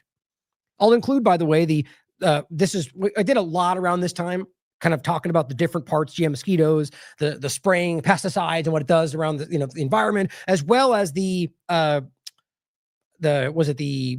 rabies vaccines, the edible ones, the flying back, all this stuff and how it all interconnects. And it really does. Largely around something called tetracycline, which they still use to this very day in the things they drop in the rabies edible vaccines that then have a completely they counteract what's in the baits for the GM mosquitoes that's supposed to make them die. And I don't think that's by accident. And so these things get stronger and they breed, and then the GM mosquitoes don't die. And it's just very strange to me how clear all this is. But I'll include that because we're talking about pesticides, and I think it's relevant. Now, I'll include a couple different things we did in the past. This is back in 2024. PFAS contaminated fertilizer destroyed farmland. We have precedents here. They're using this now for food. We already have examples of this very thing causing catastrophic effects for food. I don't know. Maybe they're trying to create another choke point. Water, AI usage, food, COVID-19 overlap, supply chains. It's not hard to see. Israeli government coordinated attack on free speech. Of course, 2024. Could be any day. This one overlaps East Palestine, 2023. This is when the EPA was forcing the Ohio toxic waste on facilities simply weren't able to process dioxins largely, but PFAS as well, meaning that they sent it to a place where they pretended to process it and just distribute it back into the environment. Absolutely provable. Amazing. Would it be amazing if people could just absorb all the stuff that we've ever talked about on this show? Now, another overlap to make America healthy again. You might have seen this. Campbell's Soup's vice president wasn't just caught saying Campbell's Soups are for poor people and using bioengineered meat. He literally said on a secret recording that his company uses 3D printed meat. You might have seen this going around, right? The sad reality is this is not even that unique, guys. What scares me is to what degree this has been going on our whole lives, or at least as long as it's been possible. And I simply write, nothing is as it seems. And don't forget, Trump is working closely with Bill Gates, who is the one spearheading this type of development. You can't deny that, despite people in the chat trying to go, I don't buy it. What do you mean you don't buy it? Trump has had like 6 meetings, or to be accurate, I think it's 4 meetings with Bill Gates. One I think was the overlap with that meeting, but he had 2 in the beginning, and I think 1 recently at the White House. And every time Bill Gates says things like this, details the dinner left him impressed with President Trump. And they came out saying he was really excited about the vaccine direction. And then what did they do? Boom, they rolled out self-amplifying vaccines. They roll out the new COVID-19 shot for 2026. All that's happening. And I bet you half the people in the chat who don't believe that are already going, that's not true. That's not what Trump did. But I just grab you the one. Just in case, even though I might still deny it. Pfizer and biotech community, 2026, mRNA, COVID shot. All the narratives ending mRNA. No, not even close. Sad. I might as well grab that one too. The discussion we had about the self-amplifying and continuing that way. This was 2025, August. Trump leans into self-amplifying mRNA. Look out for Arcturus, Amplitude. These are all the places they're allowing to continue to make these, even though they know we don't want them. Okay, wrap it up here just to give you some points on the way out about the technocratic overlap and some great work that Derek did. His series was called The Technocratic Trump Administration. Part 1, public-private partnerships. Part 2, pressuring and consolidating the media. And 3 was the Zionist infiltration expands. And this is a very important kind of overlap of all this. As he writes, as we talked about in the interview, a lot of this was stuff we both have talked about, but it was trying to put it all in one place. So it's very easy to see how all this comes together. Now, I'm going to go past this just quick to wrap up, but actually, I think this is short. Yeah, it's only 50. I'll play this so you can hear one thing he said. Hey friends, Eric Trump. Welcome to American Bitcoin. It's a little sneak peek of our facility in Texas using American energy to mine Bitcoin right here on American soil. Well, just so we're clear, there's no such thing as American Bitcoin. You can call it whatever you want. It's Bitcoin. All right, but this is them trying to, what they're trying to do is very much create and bastardize Bitcoin into something they can use, as opposed to something that's supposed to actually circumvent the structure that is the US dollar or fiat currency. They've co-opted it, guys. We could not be more proud of this facility. 35,000 of these servers right here, all liquid cooled, securing the network, mining Bitcoin. Every single day we mine about 2% of the world's Bitcoin supply.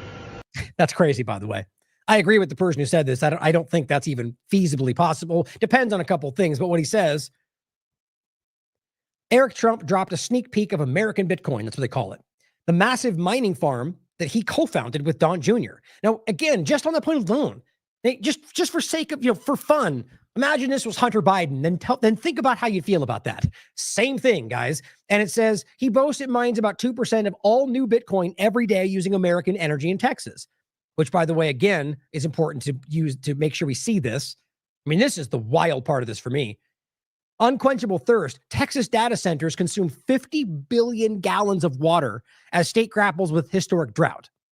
I mean, this isn't, I forget what the exact time frame was. It's a short period of time. Let's not forget, we talked about this overlap, that every time you do a search for these things, that it uses gallons of water. Like, it's insane on top of all the other resources, which we'll get into more in another show.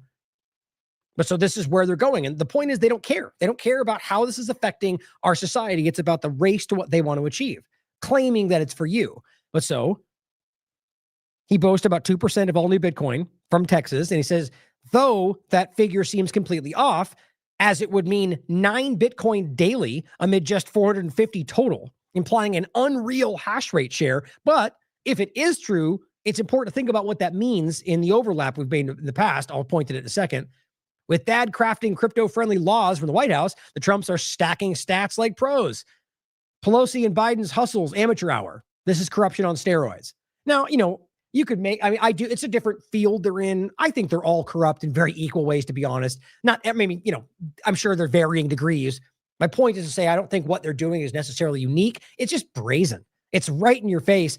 And I think that's the main difference. It's just that they're doing it like right in your face to make most people then look at it like, well, how could it be illegal? They're doing it right there. It's ignorance.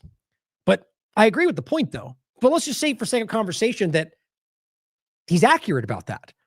What that means to me is computing power, which is something I've always talked about. So first, don't miss the fact that I think this is kind of over the top.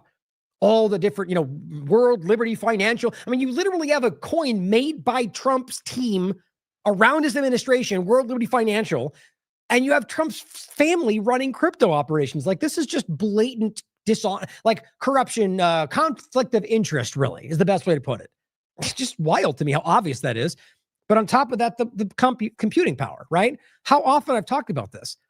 So and I talked about this last time. I had 2 interviews on it around the time, one with Mitch Burkham and then one with Mark Goodwin. And the conversation that I had about it with both of them, and very similar feelings, Slight difference in regard to where it may go from both of them, but largely the same mindset that it's being manipulated. And my point was, at that time, you can prove the two largest companies. Well, to make this clear in the first place, very simply, this is an article, a study essentially called Blockchain 51% Attacks. You read the white paper, the Satoshi white paper about Bitcoin. It makes it very clear. It says the system is secure, and this is right from the white paper, as long as honest nodes collectively control more CPU power than any cooperating group of attacker nodes. So all that really means to me is that if you can collectively have over 51%, or just you or by yourself, of the computing power, it's possible to overpower the system and essentially be dishonest. Like as it says, as long as honest nodes collectively control more. So if dishonest nodes control more, then they can manipulate the system. Double spending, plenty of things. And what my point is, when we did these interviews, you could prove at that time that the two largest groupings of mining power collectively had over 51%. So maybe they weren't working together, but maybe they were like, hey, let's work together and then we can control the whole thing. Now, who's to say if that's happening or even possible? It's theoretical. But I do believe this is the reality as Satoshi outlined. And I think what we're seeing right now is the power of the technocratic oligarchs around Trump's administration. They're leaning into the Bitcoin scenario to create not just the stablecoin CBDC future using, the crypto momentum, but literally being able to create another reserve type currency where they can not only double spend, but literally like once you get into the blockchain overlap, and not just the currency side of it, guys, this could be so terrifying. That's what we get into with Mitch Burkham and where he believes this is going. AI overlap, like this gets really dark. On that note, by the way, I should invite him back on and talk about this. The interview was how the government commandeered Bitcoin and its decentralized future. Let me share that real quick, since this is far more relevant today than when we first had this conversation. Like most things we do on this platform, quite ahead of the conversation. Might want to be able to spell properly. That would work. So all that's to say is that if we can point to the Trump administration claiming that they're putting out that much, it might be worth considering that that's part of what they're doing. And I think it suggests that. Now, what's interesting to me is to make sure you understand it's not about owning the Bitcoin in this context. There's power to that to some degree, but this is about the computing power to the mining of the Bitcoin, which is it is different. And so at the end of the day, we're talking about people who have the warehouses, the data centers, right? Like they're massively building out for AI, and then how that can affect this possibility. I mean, look, it's not very difficult to stand back and see how much more possible that is today and whether it might already be happening. I just think that's very important to think about. I know this is a very politicized conversation. People are like very adherent to the Bitcoin. People believe one is the right one versus the other. I've made my opinions clear in the past. It's just important to think about how whatever you think the current Bitcoin fork is, whether it's the real one or not, this is, I think, possible. I think it might already be happening. Mark Goodwin and I, who he writes for Unlimited Hangout, we had a good conversation about this as well. And we simply wrote, the title was Bitcoin a government operation, and can it still be used to fight back? Both of them basically argue yes, but it's a little bit of a difference on how they see it, where it going to the future. Now, the what's called Bitcoin conference that Derek and I went to, the co-opting of Bitcoin Nashville, Peter Thiel, Donald Trump, and Rumble. I really think it's worth going back and looking at when, this is 2024, guys. You realize, Peter Thiel, all this kind of stuff, like there was conversation, but look at where it is now. And think of all the people that were shouting us, calling us black-pilled, and for trying to put this in the conversation before he was put in place. This was manipulative, and this was clearly trying to co-opt this. Remember what he said when he finished? Have fun playing with your Bitcoin. That's what he said. It's just insulting. Now, we also had a conversation on 2024 called Co-opting Freedom, the Bitcoin sleight of hand, and the new AI control structure. I'm telling you guys, if you've been following along, we've been calling this step by step, not because we're guessing, but because we're seeing what the evidence shows, telling you what we see. Now, David Icke pointed to the launching of the Genesis mission from the White House. If you haven't seen that, this is essentially an AI infrastructure that they're building. And this is I argue this is simply the backbone, one other central element to the beginning of the control structure they're building out. It says this order launches the Genesis mission as dedicated, coordinated national effort to unleash a new age of AI accelerated innovation and discovery that can solve the most challenging problems of the century. Well, that's the way they frame Stargate 2, by the way. And this is all the same people. But he says, and this is David Icke saying, I said through the 2024 Trump campaign that he was a front man for the AI billionaire oligarchs to impose the AI dystopia, and that's exactly how it turned out. He's right.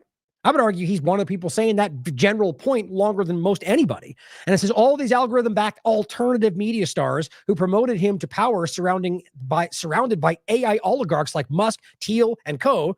should have the humility to acknowledge their role in this and tell us why they could not see the bloody obvious. Now, that's the point we always make, is that, whether Tucker's saying it, for example, and it's good and I'm glad it's being pointed to and it is reaching people, it's still worthy to go, but why, I would argue it's important for him to acknowledge that. It's even just saying, like, I didn't see it until now. Like, even that would be enough, but it's not what happens. And that's not an absolute. And I can still argue that I'm still glad that it's being pointed to, but we have to be considering how this can always happen, right? Where people in positions of influence can use the truth to gain momentum for the next lie. Happens every single time. That's not to say that we know that's what this is with those or Tucker, but just consider that. But David is right. And I do believe that's exactly what this is. Now, here's a clip from Eric Dougherty. He's going, yay, the thing they just put out. And it's about 40,000 scientists, except he writes USA scientists, even though that's not what's going to happen. As Trump just told you, we don't have the talent here. Megyn Kelly said, yes, we do. He said, no, we don't. Very clear. H-1B, they're very clearly using them as that's come out for their businesses and their teams.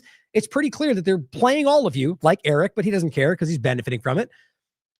EM says Panopticon Con, and what to take a guess how many want to take how many of these American scientists and engineers are foreign born. I don't even think they're going to be American scientists. They're going to be people brought in to run this, which is already happening. So this whole Genesis thing was about trying to bring in more talent from wherever they can get it.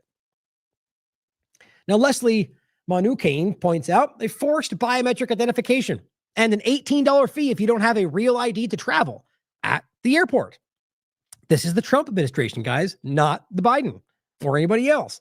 Same agenda, new actors. Here's ABC News. No real ID. It could cost you $18 to go through TSA checkpoints in a proposed rule. This is where it begins, right? Make it a little bit more difficult, as everyone knows.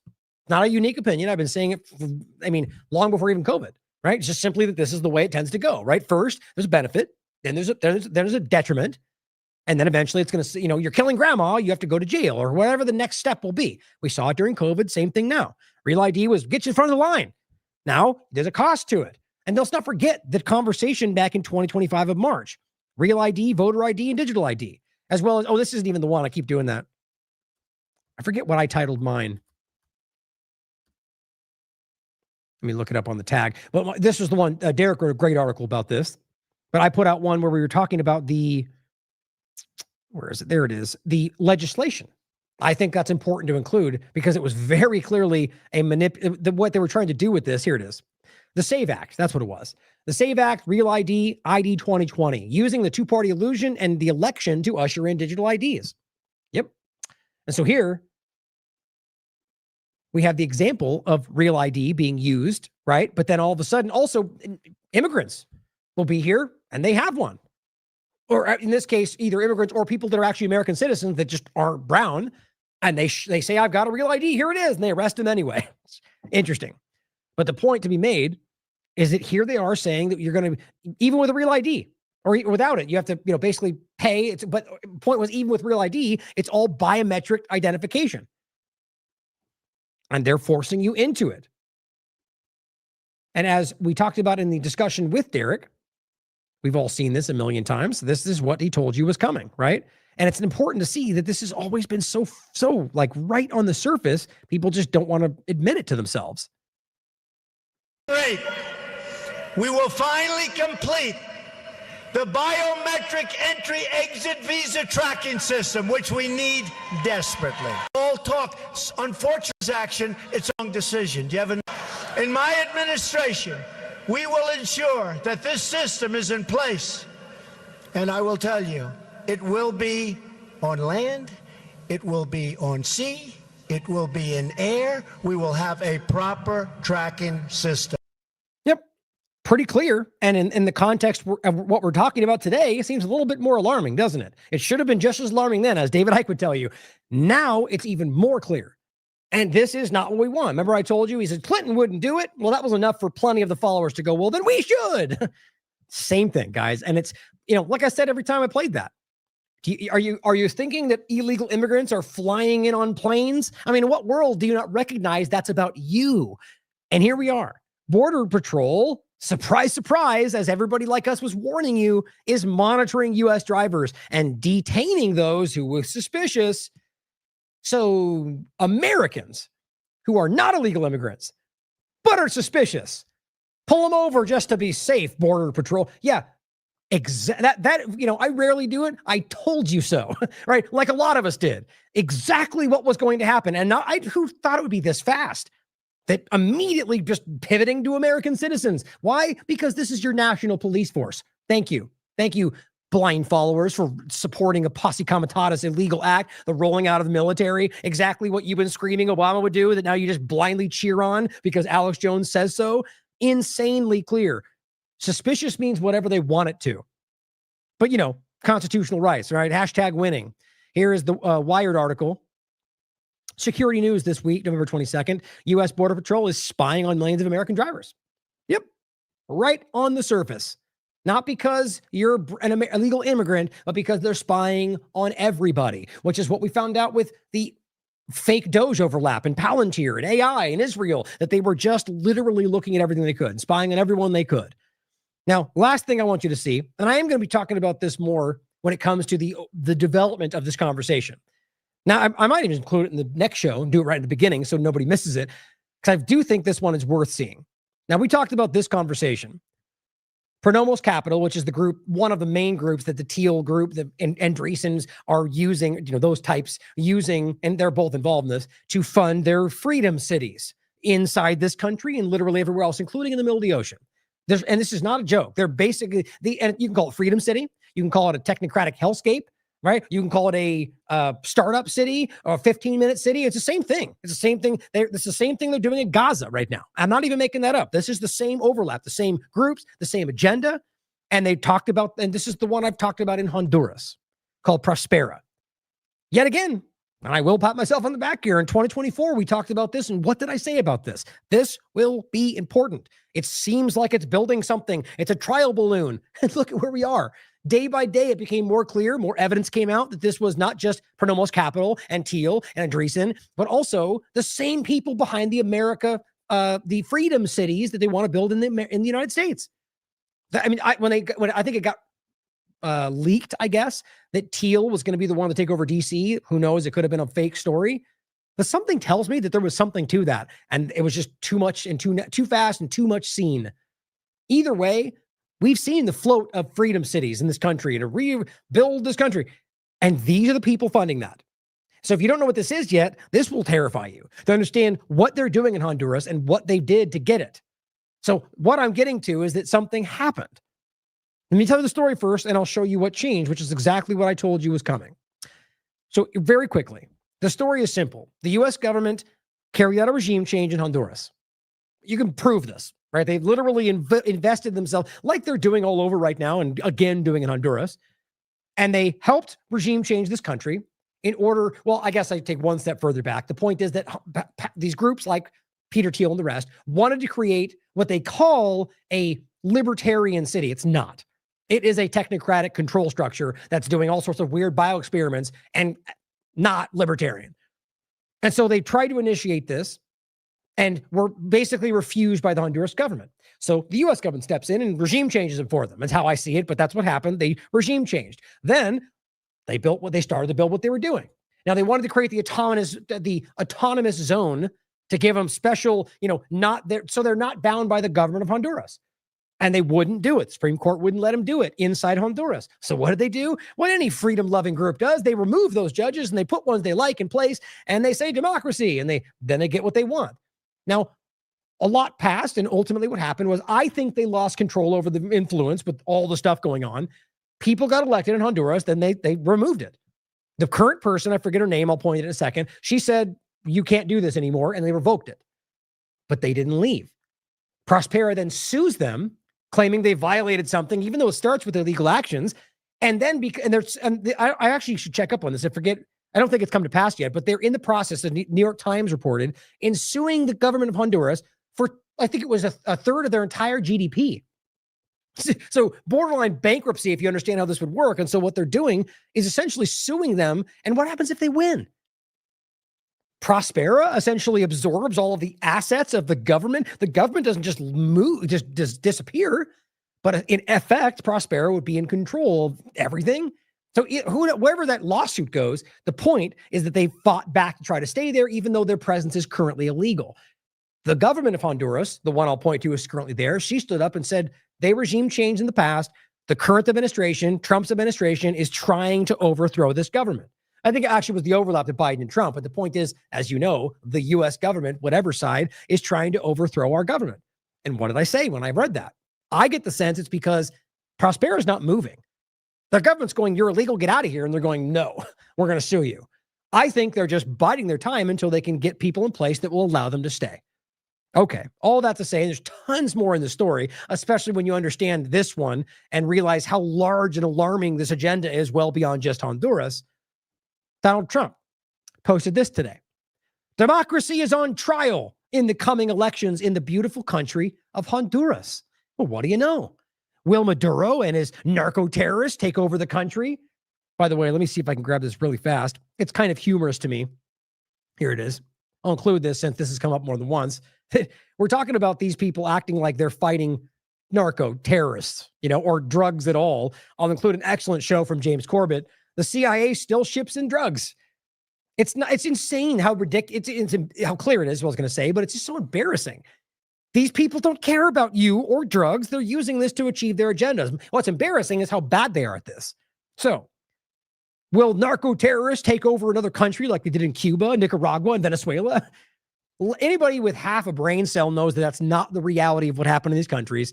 Cuba, it's really embarrassing to see how clumsy and obvious these agendas have gotten over the last decade. The man who is standing up for democracy and fighting against Maduro, he says, is Tito Asfora. Yeah, we're going to look into him. The presidential cabinet of the National Party. Tito was the highly successful mayor. It goes on to, so just this point alone, can you imagine if this was anybody else doing this during an American election? They would call it election interference, because it kind of is. You're out there projecting with the loudest voice from the loudest platform what you want people to think and what you want people to elect. It's just all about their interest. And I argue it's all about the technocratic and Zionist interest. That's it. And Trump is doing his job. But just think about this, what they would scream about if this was anything else from another country about American elections. It says his chief, or rather United States elections, his chief opponent, he writes, is Rixi Moncada, who is not the person who's currently there. I'll show you in a second. This is the person who she supports, they want to get elected in the next election. He says, who says Fidel Castro is her idol. To me, it's so embarrassing that we still pretend like it's the socialism and that's the one thing. All the rest is lovely and that's the one we have to fight. That is the childish left-right kind of thing that Greg was talking about. Government in any form historically has always collected at the top. And there's forms of communism or socialism that you could point to that weren't, and democracy, as you want to call it, look at where we are right now. So it's just insane to pretend that only one thing is bad. So when he's trying to make that point about, look, she likes this kind of governance. Okay, what do the people of Venezuela want? Or excuse me, what do people of Honduras want? They don't care at all about that. We can't let that happen, is what he's saying. American government. They don't even try to hide what they're doing. He says normally the smart people of Honduras would reject her and elect him. What he's doing right there is that he already knows they don't want her. They already know the people of that country recognize their influence and Israel's influence. And so he's trying to pretend like they're being played. They would normally not like this person. But, he says, the communists are trying to trick the people. That's it. So when they effectively do that, it'll be lying, stealing, and cheating, and we'll force in what we want, like they've done every single time in the past. It says a borderline communist. Okay. Like, this is the same idea. The idea, when we've gotten to the point to where communist is the problem, then we've lost the plot, guys. It should be what Honduras people want. And whether or not that's what they can, there are people out there that genuinely believe that socialism, communism can help people. Does that make them an evil person? No. Maybe they're misguided. You could say they're wrong, but to just go evil is stupid. It is binary, and it is meant to manipulate and divide. And it says he won and helped Castro win. I mean, it's the same point, all of this. And again, all these all these historic discussions, all these people that they try to demonize, you can look back and find examples of how the U.S. government worked with them, funded them. Or in many examples, how, take Hamas and Israel, for example. Or going back even further, take the Nazis and Stalin and find out that Zionists were trying to align with both of them. And in fact, did align with Nazi Germany during and after the final solution. It's openly documented. And so what's crazy to me is they love to go bad guy, bad guy, bad guy, just because they say so. Sort of like Soleimani was an evil terrorist. No, he just simply wasn't. But they'll say that forever because Trump illegally assassinated him and under the guise of diplomacy in international airport. Anyway, communist bad. And he goes on to say he won and helped Castro win. Then he resigned and is now pretending to be an anti-communist only for the purposes of splitting his votes. The people of Honduras must not be tricked again. Gee, he seems to know a lot about this. I wonder if somebody coached him through what he was supposed to say. The only real friend of freedom is Honduras is Tito Apsfora. How much you want to bet if you ask Trump about this guy in a different context, he won't even know who he is? How much you want to bet? Either way, you know where this is going. Oh, he posted about this again today. If Tito Asforo wins for president of Honduras because the United States has so much confidence in him, his policies, and what he will do for the great people of Honduras will be very supportive. Think about how gross that is. And clearly how he knows people aren't supporting him. He's basically going, vote for this guy, and the U.S. will do what we can to help you. But they won't, though. And they're not stupid because the people of Honduras have already been through this. The people of almost every Latin American country have already been through this. They don't believe you, Trump. And let me just cut to the chase because I'm going to wrap it up here. Here's what Grok says. Asfora has positioned himself as a strong advocate for close ties with Israel and aligning himself with U.S.-backed foreign policy priorities. Now, that alone would be enough for me. July 2025 interview. Asfora outlined his, quote, international agenda as a triangle of the United States, Israel, and Taiwan. No big deal. Clearly what Honduras people want, right? International U.S. foreign policy, clearly.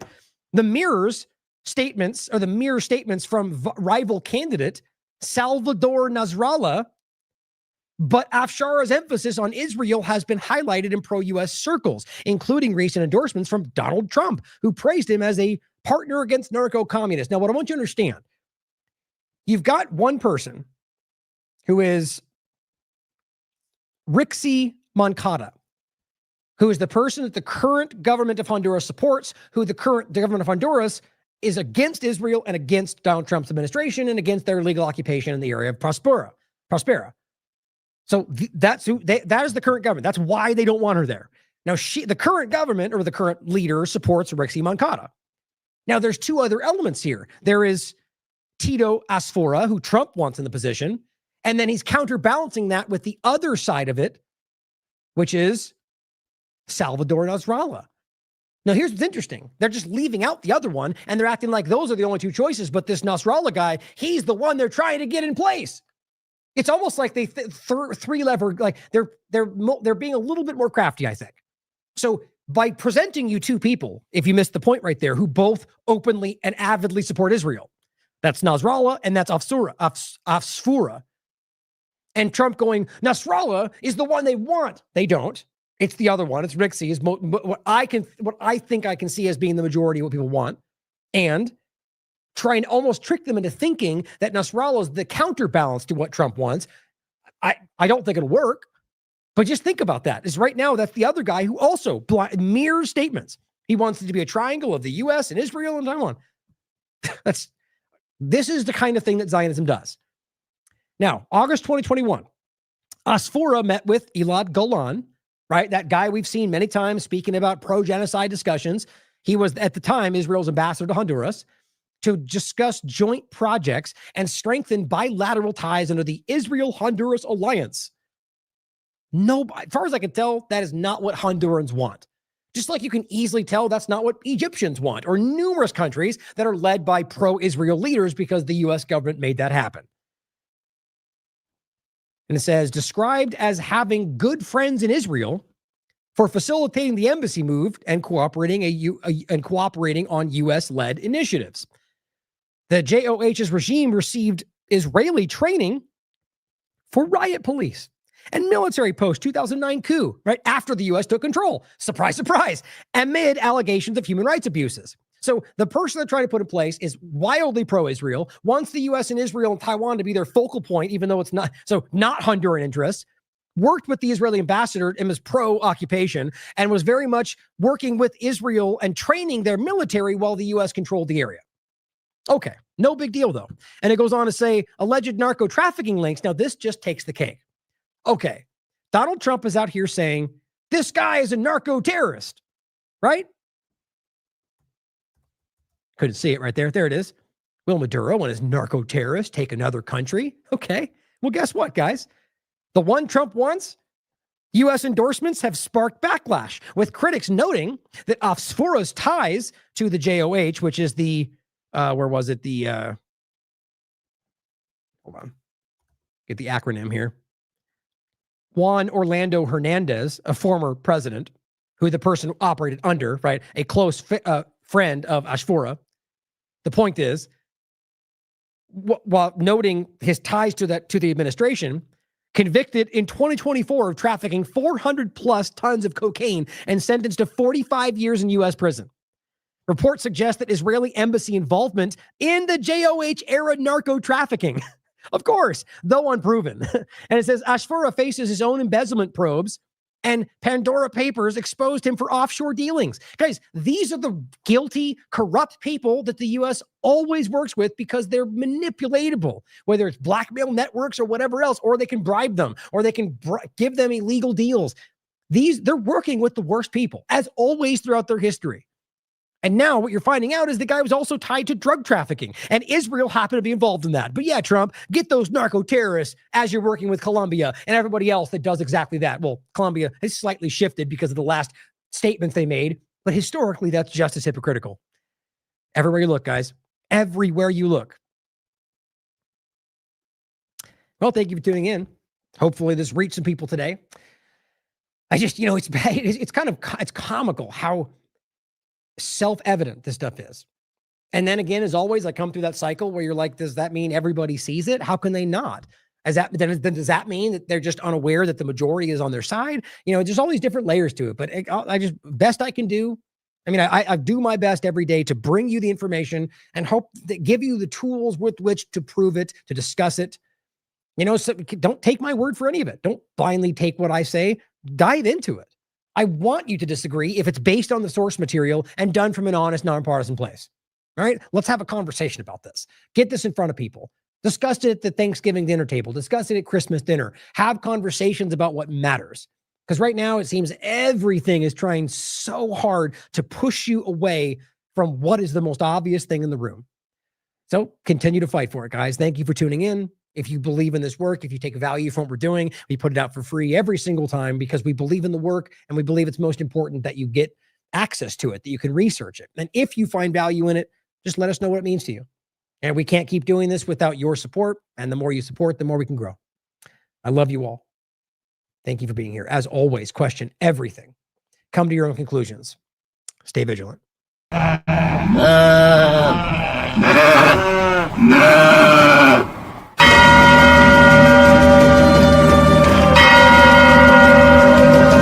Blockchain tithes paid here. Convert your labor to tokens.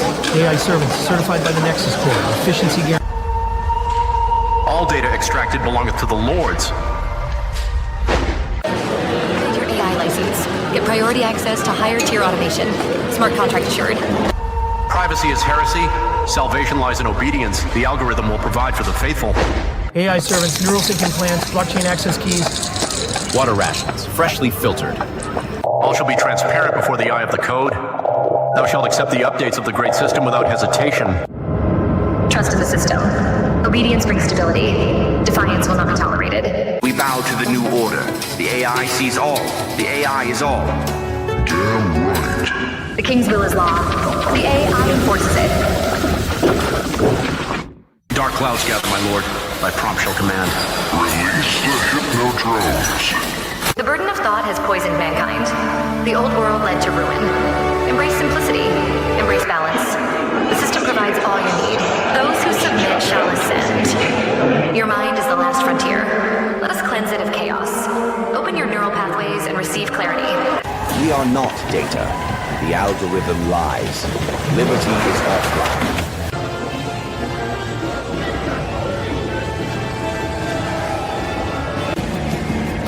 We take back our fate.